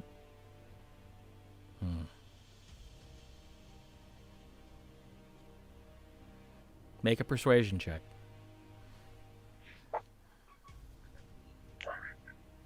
Good girl, do it. We've all been working on him. Doesn't that give me advantage? Actually, yes. All right. Help a little bit. 22. Ooh, that's good. Could have been better. He thinks for a moment, and then his face brightens, like he's just thought of something, and he says, Oh boy. "It would be rude of me not to accept your most generous invitation. You may count on my attendance." We will save you a seat at our table. Excellent. Well, now that that's settled, what else would you like to do? The Inner Enclave awaits. Back to the library? Somewhere else? Do you have any nifty shops? Oh, yes, several. What Perhaps we could swing through some of them. What sort of shopping experience are you looking for? Well, I'm with 3 women. You'll have to ask them. Well, I'm not. Zorith often is interested in any types of magic shops or things with unusual items. I'm in search of a dress shop. I heard there was one here. I'm eating and stuffing my mouth, and I was like, "Yeah, magic." Look over my shoulder. You didn't come back? Mm-mm. Nope.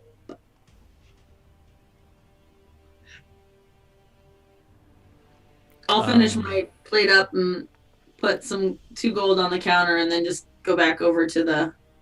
Oh, is 2 gold enough for my meal? Oh, yeah. Okay. Easily. 2 gold. Put 2 gold on the counter and just kind of wander back And to your the shots. What? And your shots. Oh yeah, is 2 gold enough for my 4 shots and my? Yeah. Okay. Good. I come over and I'll lean on the back of the chair and I'll say, "What do you got in this town?" Because now I'm a little tipsy. Well, let's see. There are 2 fine smithies, if you're looking for something of the more martial bent. There is the Commoner's Whisper. That's an always fascinating place to go. What is it? Alchemist. Oh. You like alchemies, don't you? There is the Ruby Brooch. If you're looking for gems or jewelry or enchanted gems or jewelry. Apart from that,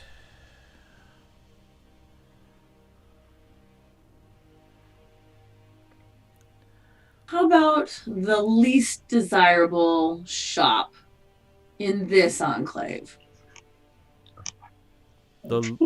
they're all desirable. They're in the Inner Enclave.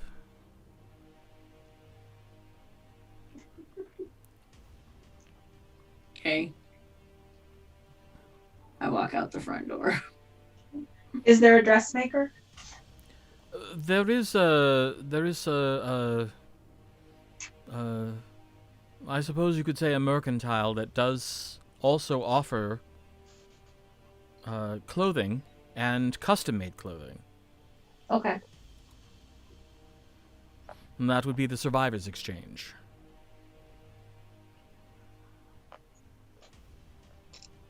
The Survivors Exchange? Yeah. Survivors. How much is one? Lunch is like 4 silver. Okay. So, how many silver in a gold piece? 10. Okay. So I put down 1 gold piece, and I say that's for my meal and his meal. I thank you. That's very kind.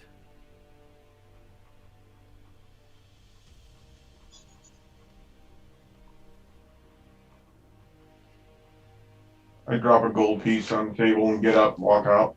All right. Well, I would like to go to the exchange. All right. That's actually back the way we came. We passed it as we entered. It's just inside the gate, actually, that you came through.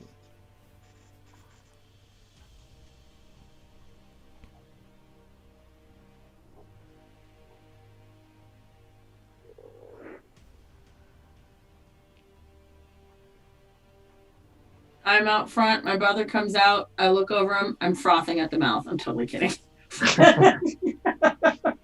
Better take him away from me. No, I'm kidding. I'll just wait. The shots have hit. I'm a little tipsy. Hopefully I'm relaxing if I can get away a little bit from him. Well, he comes walking out and says, what a beautiful day. Right. Follow me. Off to the Survivors Exchange.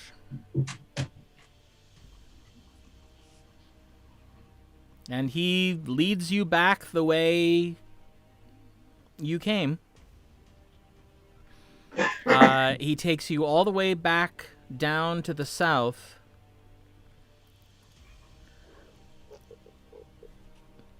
Until you get to the intersection right before the gate, when he turns to the left and leads you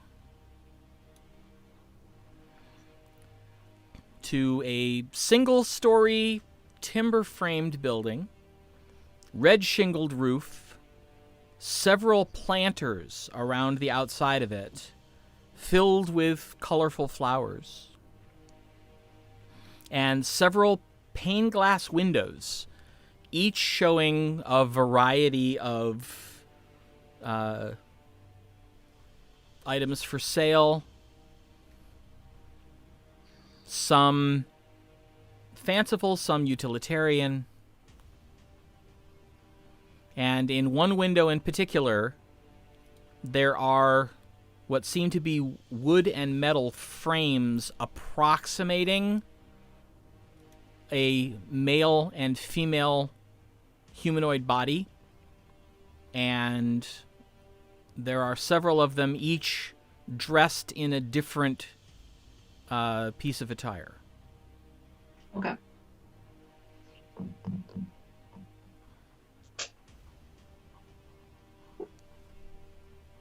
You owe me an apology. When we're done in here, you're gonna owe me one. Because when we met, you thought I was like him. Do I hear that statement? Because that is. No, I'm very quiet because I don't want him to hear me. Okay. I don't know. Zorith, roll perception. Pretty funny. I'm going. At disadvantage because you're drunk. Do I have to roll sleight of voice? Nope. She just had, 4 drinks. No big deal. What am I listening for? Perception.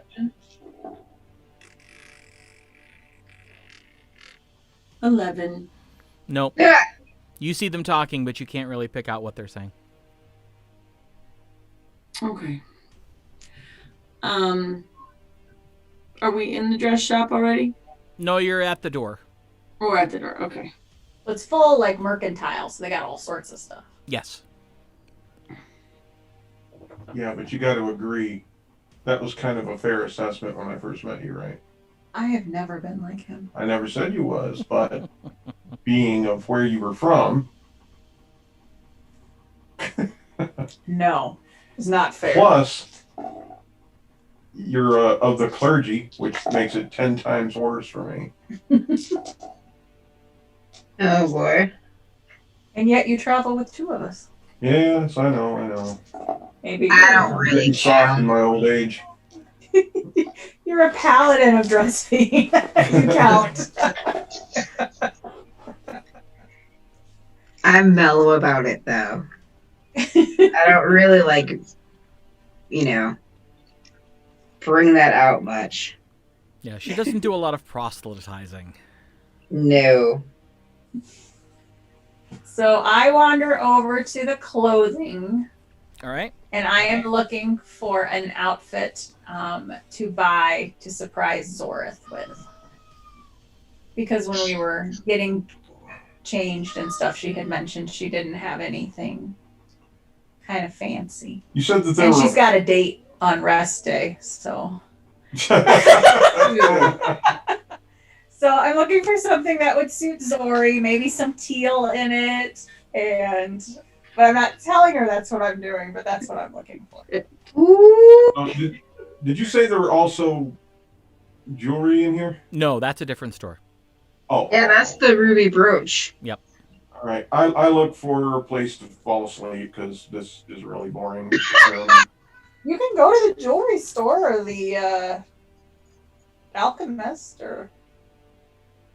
You find a place to sort of lean up against a door jamb and just kind of... Mm-hmm. We're here. You two can go elsewhere. Try to get rid of us now? Not us. Oh. Point. Boys. No? I'm sure he can show you how to get to the ruby brooch. Eat? After. That's so funny. Athgarr. Buddy, and I put my arm around him. Yes? Perhaps you may take my brother to the beautiful gem shop or wherever he would like to go. Oh, absolutely. Come, friend, and he claps you on the shoulder, kind of startling you a little bit because you were dozing. Jesus Christ. What? Let us go. Are they done? I don't believe so.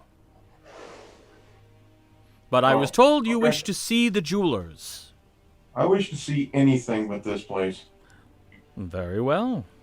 It's a mercantile. It's like a whole general store. There's lots of things to look at. It's okay. But we're leaving. Have fun. Oh my god.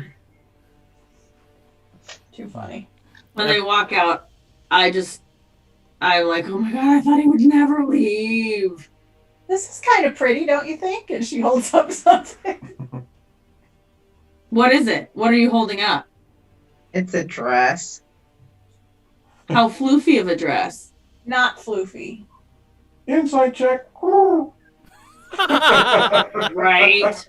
I'm holding up something I think Zori would like. And now I'm chuckling. Do you think this is pretty? What color is it? Is it teal or is it a teal dress that's something, or is that something that I would like but just in a different color? I was looking for something. I wasn't looking for something that was like all teal, but like maybe like black with some teal, like a pattern or something. Mhm. Yeah. Yes, I like that. That is nice. It's not too floofy. It seems appropriate for a nice dress-up day. Right. Like a dinner. Yeah. Tasha better not be laughing. Tasha doesn't know. Tasha totally knows. Can I roll to see if I'm getting her drift? I'm not making Yeah, it. make I an just insight said check. a dinner. Make I an just said insight a check. dinner. I'm not being sneaky. Stop it. Oh goodness. There's Oh no my deception goodness. involved. Oh my. Oh well, I did not roll well. I rolled a 7. Okay. Oh. You look at it and go, if it was a fancy dinner, maybe. Right. I like the dress. Yeah, the dress is nice. Dinner, sure. Carry that around and look for a tunic and some nice, some pants that would go under a tunic. They got a couple different outfits that are. Yeah, they've got lots of clothes. Like a third of the store is dedicated to clothing. What else do they have? Pretty much the rest of the shop is all the stuff you'd find in the player's handbook. Excellent. Let her keep looking. No, I gotta keep looking. Yes, I'm looking So I for. pick out a couple of outfits and maybe some scarves or something. I will The buy scarves you find are almost gauzy because this is a hot climb. Right. So they're all very, very light material, semi-sheer. That's what I was looking for. Yeah. I put together a couple outfits and go up and pay for them. Okay. All told, it'll be about 4 gold for Okay. everything. Oh, It does, however, come with free alterations. So if it doesn't fit well enough, come back and they will tailor it. Wonderful. Thank you. okay. Tasha, are you looking for anything in particular? I'm just looking around. Okay. I know there's clothing here. What else is here? Like I said, anything you can find in the player's handbook. Okay. It's on the floor to your right. Lanterns. Oh, it is. Oh, it is. I love it. I'm gonna go up to the front to one of the counters, and because we'd seen it before, and perhaps it might be a little bit different, I'm going to ask if they have a spyglass. Well, let's see.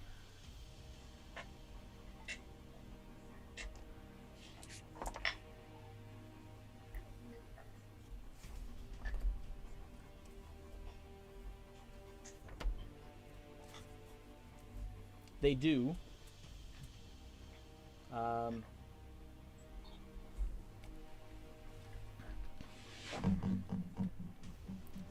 The clerk goes in the back and comes out with a box that is covered in dust.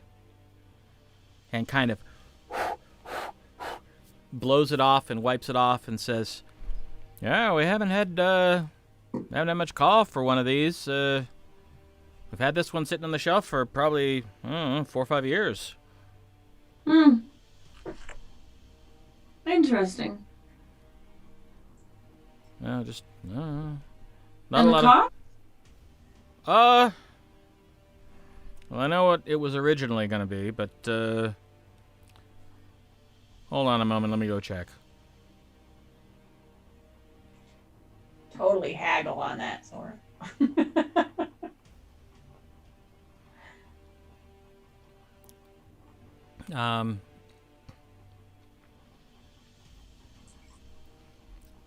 You see a gentleman, human, dark brown skin, black hair, cut very close, very well dressed. You notice that he's got some tattoos along the left side of his face. That's a Nikki thing. That's not a Zorith thing. Oh, really? Do tell. And he walks over carrying the case and sets it down and says, "So you're interested in the spyglass? This was ordered for a merchant who never returned to claim it. It did cost quite a bit. But it also has been sitting here for quite a while. It has.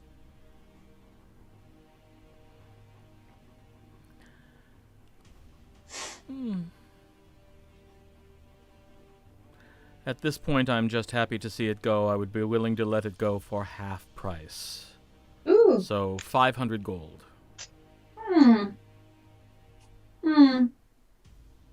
Interesting. Yikes. Well, Oh, yeah. What? Sorry, go ahead. She's mumbling to herself. I do that. I had considered one at a different shop before in a different town. But it seems such a shame for this one to end up on the shelf in the back room. However, this is a little out of my reach still. But thank you. Very well. If What? your situation changes, do come back and see us. I can almost guarantee it will still be here. Thank you. And I walk away dejectedly. But half price is extremely good. Yep. Maybe by the time we're done, we'll have enough money. Eventually. In the meantime, Thanks for Athgarr taking and one for the- Arimynn walk across town a little ways into a timber and brick building, also with sort of that signature red tile roof.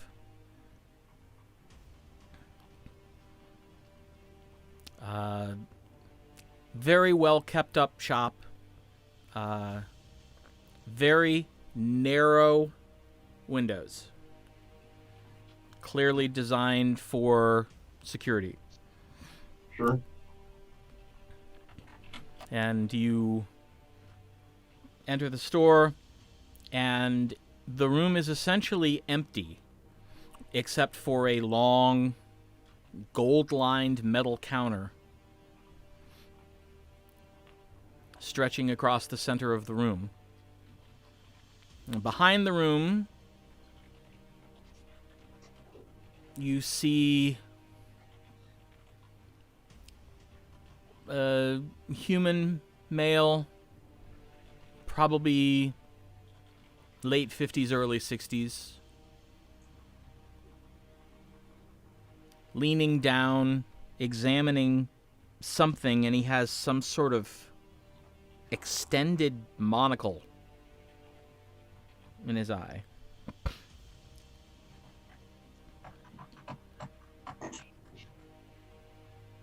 He looks up and squints and pops the thing out of his eye and sits it down and says, "Oh, well, Lord Athgarr, welcome back, welcome back. How can I serve you this fine day?"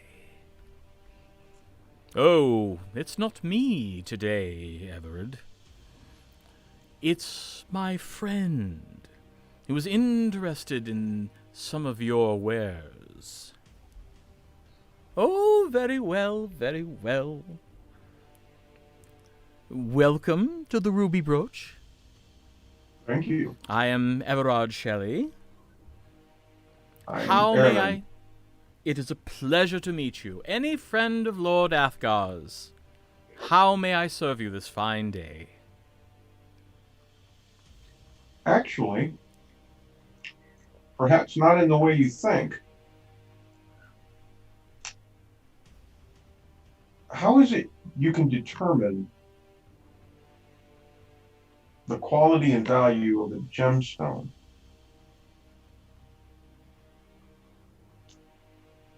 Oh.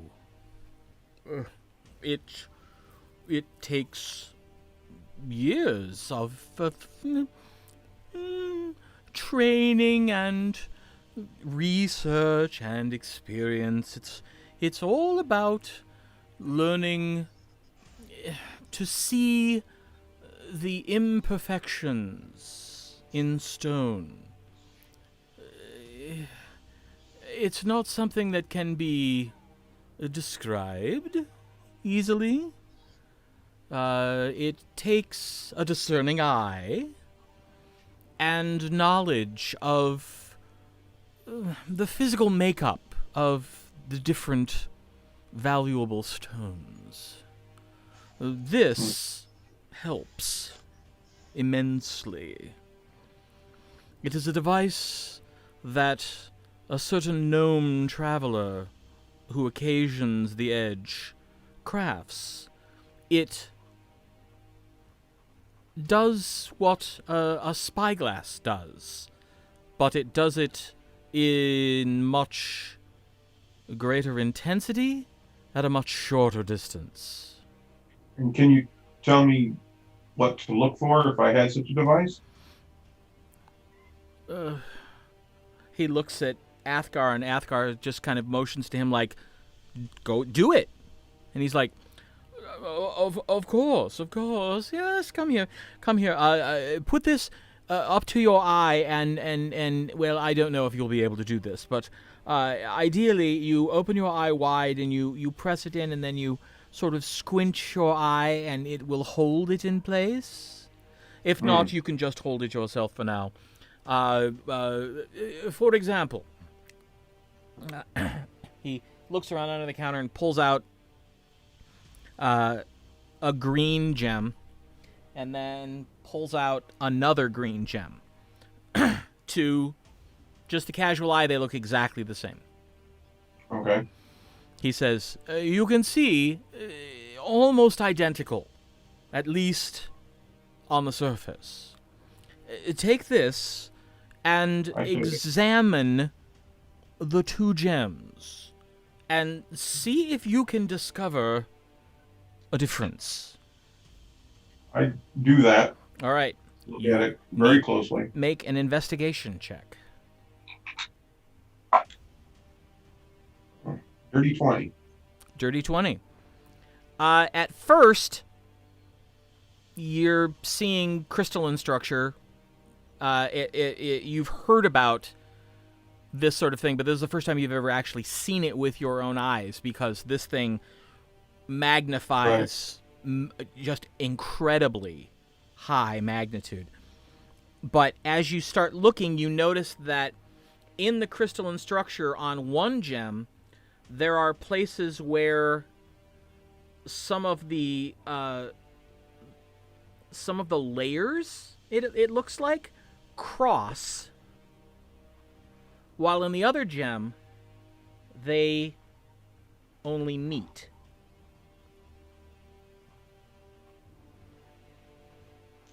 That's really the only difference you notice.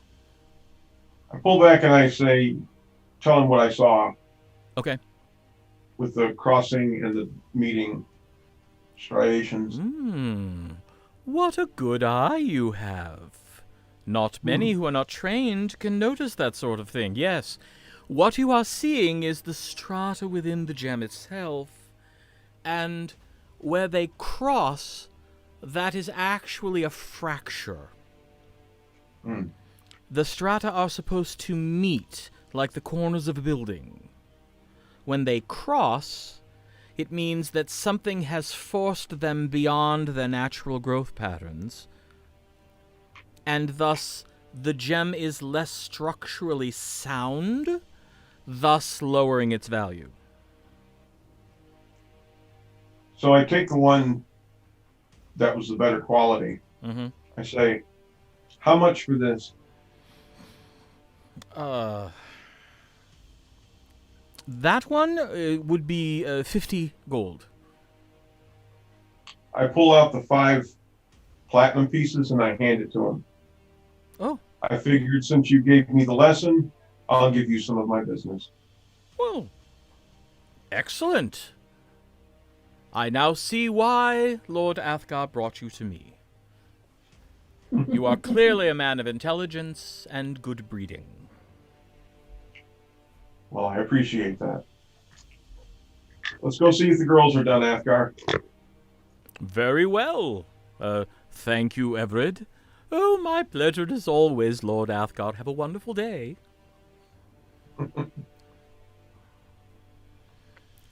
And, Right. Arimynn, Yes. you now start to understand why this idiot has the attitude he does. Right. Because everyone's been kissing his ass. Of course they have. Right. His dad runs the place. Right. I figured that out a while ago. All right. All right, so back at the exchange. Tasha, was there anything that you were looking for? Yeah, I want to get a bullseye lantern and some oil.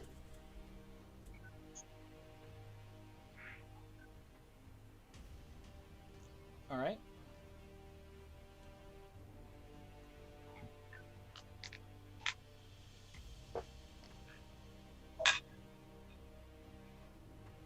Did you need the...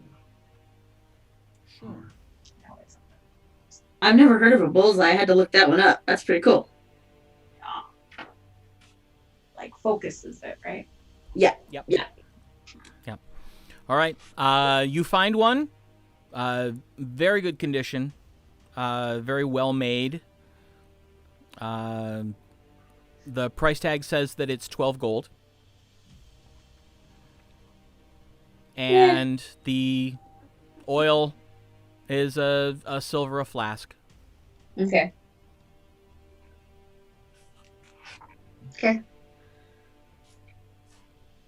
I glance over at Zorith's footwear. Which, does she wear like boots? Like knee boots? Like kind of tall, cool boots? Or like mid-calf boots or ankle boots. Oh, ankle boots. No. Adventurers, so probably like mid-calf with a fold over. Cool. And probably brown to match like adventurers clothes, so it's kind of, not very fancy.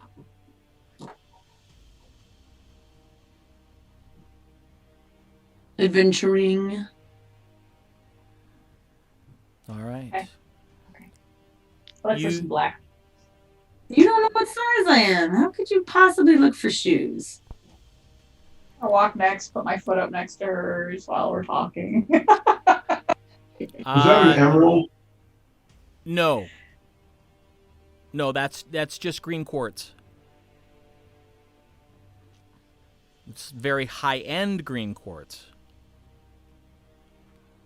Oh, I thought you bought the little eye thing. No. No, he wouldn't have sold that. Well, I know he had more than one. I guess they sell at the Mercantile, I think. Because I looked at it right before you said something. Just saying. Probably like a jeweler's kit. They have different tools. Yes. Appraiser's tools or jeweler's tools. Oh, I thought they did have a jeweler's thing. It's not like our shoe stores, Nikki. Like boots only come in so many sizes in D&D land. In D&D land. There's I jewelers, like They have small, jewelers tools. at jewelers 25 tools gold. for 25 gold-ish, but yeah. They're probably like small, medium, large. I can guess what size Zori wears. Okay. Well, Got make a perception check as you place your foot near hers. Yeah. 22. Oh, 22. Yeah. You can pretty much find boots that, if not a perfect fit, will be close enough. Okay. She might have to wad a couple rags in the toes, but It'll be close. Yeah. Okay. So I find some black ones. They've got like knee high, kind of cool boots. no. All right. super sexy black patent leather boots. Oh, wait. No, not super sexy. Not super sexy. Aribell wouldn't do Not- that. Just they're not hooker boots. black patent leather boots. Whoop. No. All right. Anything else that you're interested in? No, I just want to get back to the raft, but it's going to be time to stop. Yep. All right. You finish your shopping. Oh, how much were the boots? Couple gold? Yeah. Yeah. Got it. You finish your shopping. You make clear your intent to return to your inn. Athgarr escorts you back to the gate and says that you should feel free to come and request him as a guide should you desire to. That he would be happy to provide you with whatever services he can. Thank you so much for your help today. It was a pleasure to meet you, and if we don't see you before, we'll see you next week. Yes. Wednesday. Yes. Very well. I wish you all good evening. I curtsy. He turns and walks back into the Enclave, and you cross the street diagonally and find your way back to the Ivory's Wrath for dinner. Don't do it. And another evening of rest, and perhaps Wait. the next step in the investigation. We'll have to pick up before dinner, though, because I have to have a conversation with Zori. Yeah. And I Yeah, have to have. Okay. Dang it. Okay. Yep. Like So- right as we get back, because I have things. Yeah. All right. As you cross the threshold of the Ivory's Wrath, that's where we'll stop for the evening. Okay. And unfortunately, you're going to have to wait a little longer than normal because we True. won't be playing next Tuesday. Ooh. It's election night, and it has been expressed to me that people want to pay attention to the election returns. So, And everybody would be distracted, even if we were trying to play. It would be it's true. distractions. So, the next time we will play will be as the fourth game in the Extra Life Marathon. Oh, we're not going to play on Wednesday? No. No. Okay. Make it a little bit easier for everybody to just tune in on Saturday Yeah. instead of trying to remember it's Wednesday. Is it Tuesday? All those things. Right. Okay. Right. Yeah. All right. But, so, yeah, we'll be doing that. But we will have a new episode of GM Chat tomorrow night, 8 p.m. Eastern U.S. time with Mike and I. Yeah. And then Where they will talk things. where we will talk things. If we have anyone watching who likes to draw, send me all your pictures of my dress. I would love to see what people think that Zorith would wear. Yeah? I'll I would send you love what to see I. that. I'll have to find what she would have picked out for Zori before then. All right. There's a couple of outfits though. She bought more than one. Silly girl. She got the dressy thing, but then she got something more casual for. Ooh, fancy. She was like, "Let's dress He's up trying tonight. to dress Let's borrow you up." something." Let's play pretend. All right. Sounds All right. good. And then I would love to know what other people think Zorith would wear. And then Sunday, board remotely, will be Yes. something interesting this And week. with a special guest. Yeah. Yes. Because one of us will be driving. Right. And that's Mike not. and I are gonna play Star Wars on Sunday, I think. Ooh. Such enthusiasm. Well, we play a different game, but we're not allowed to stream that. So. I know.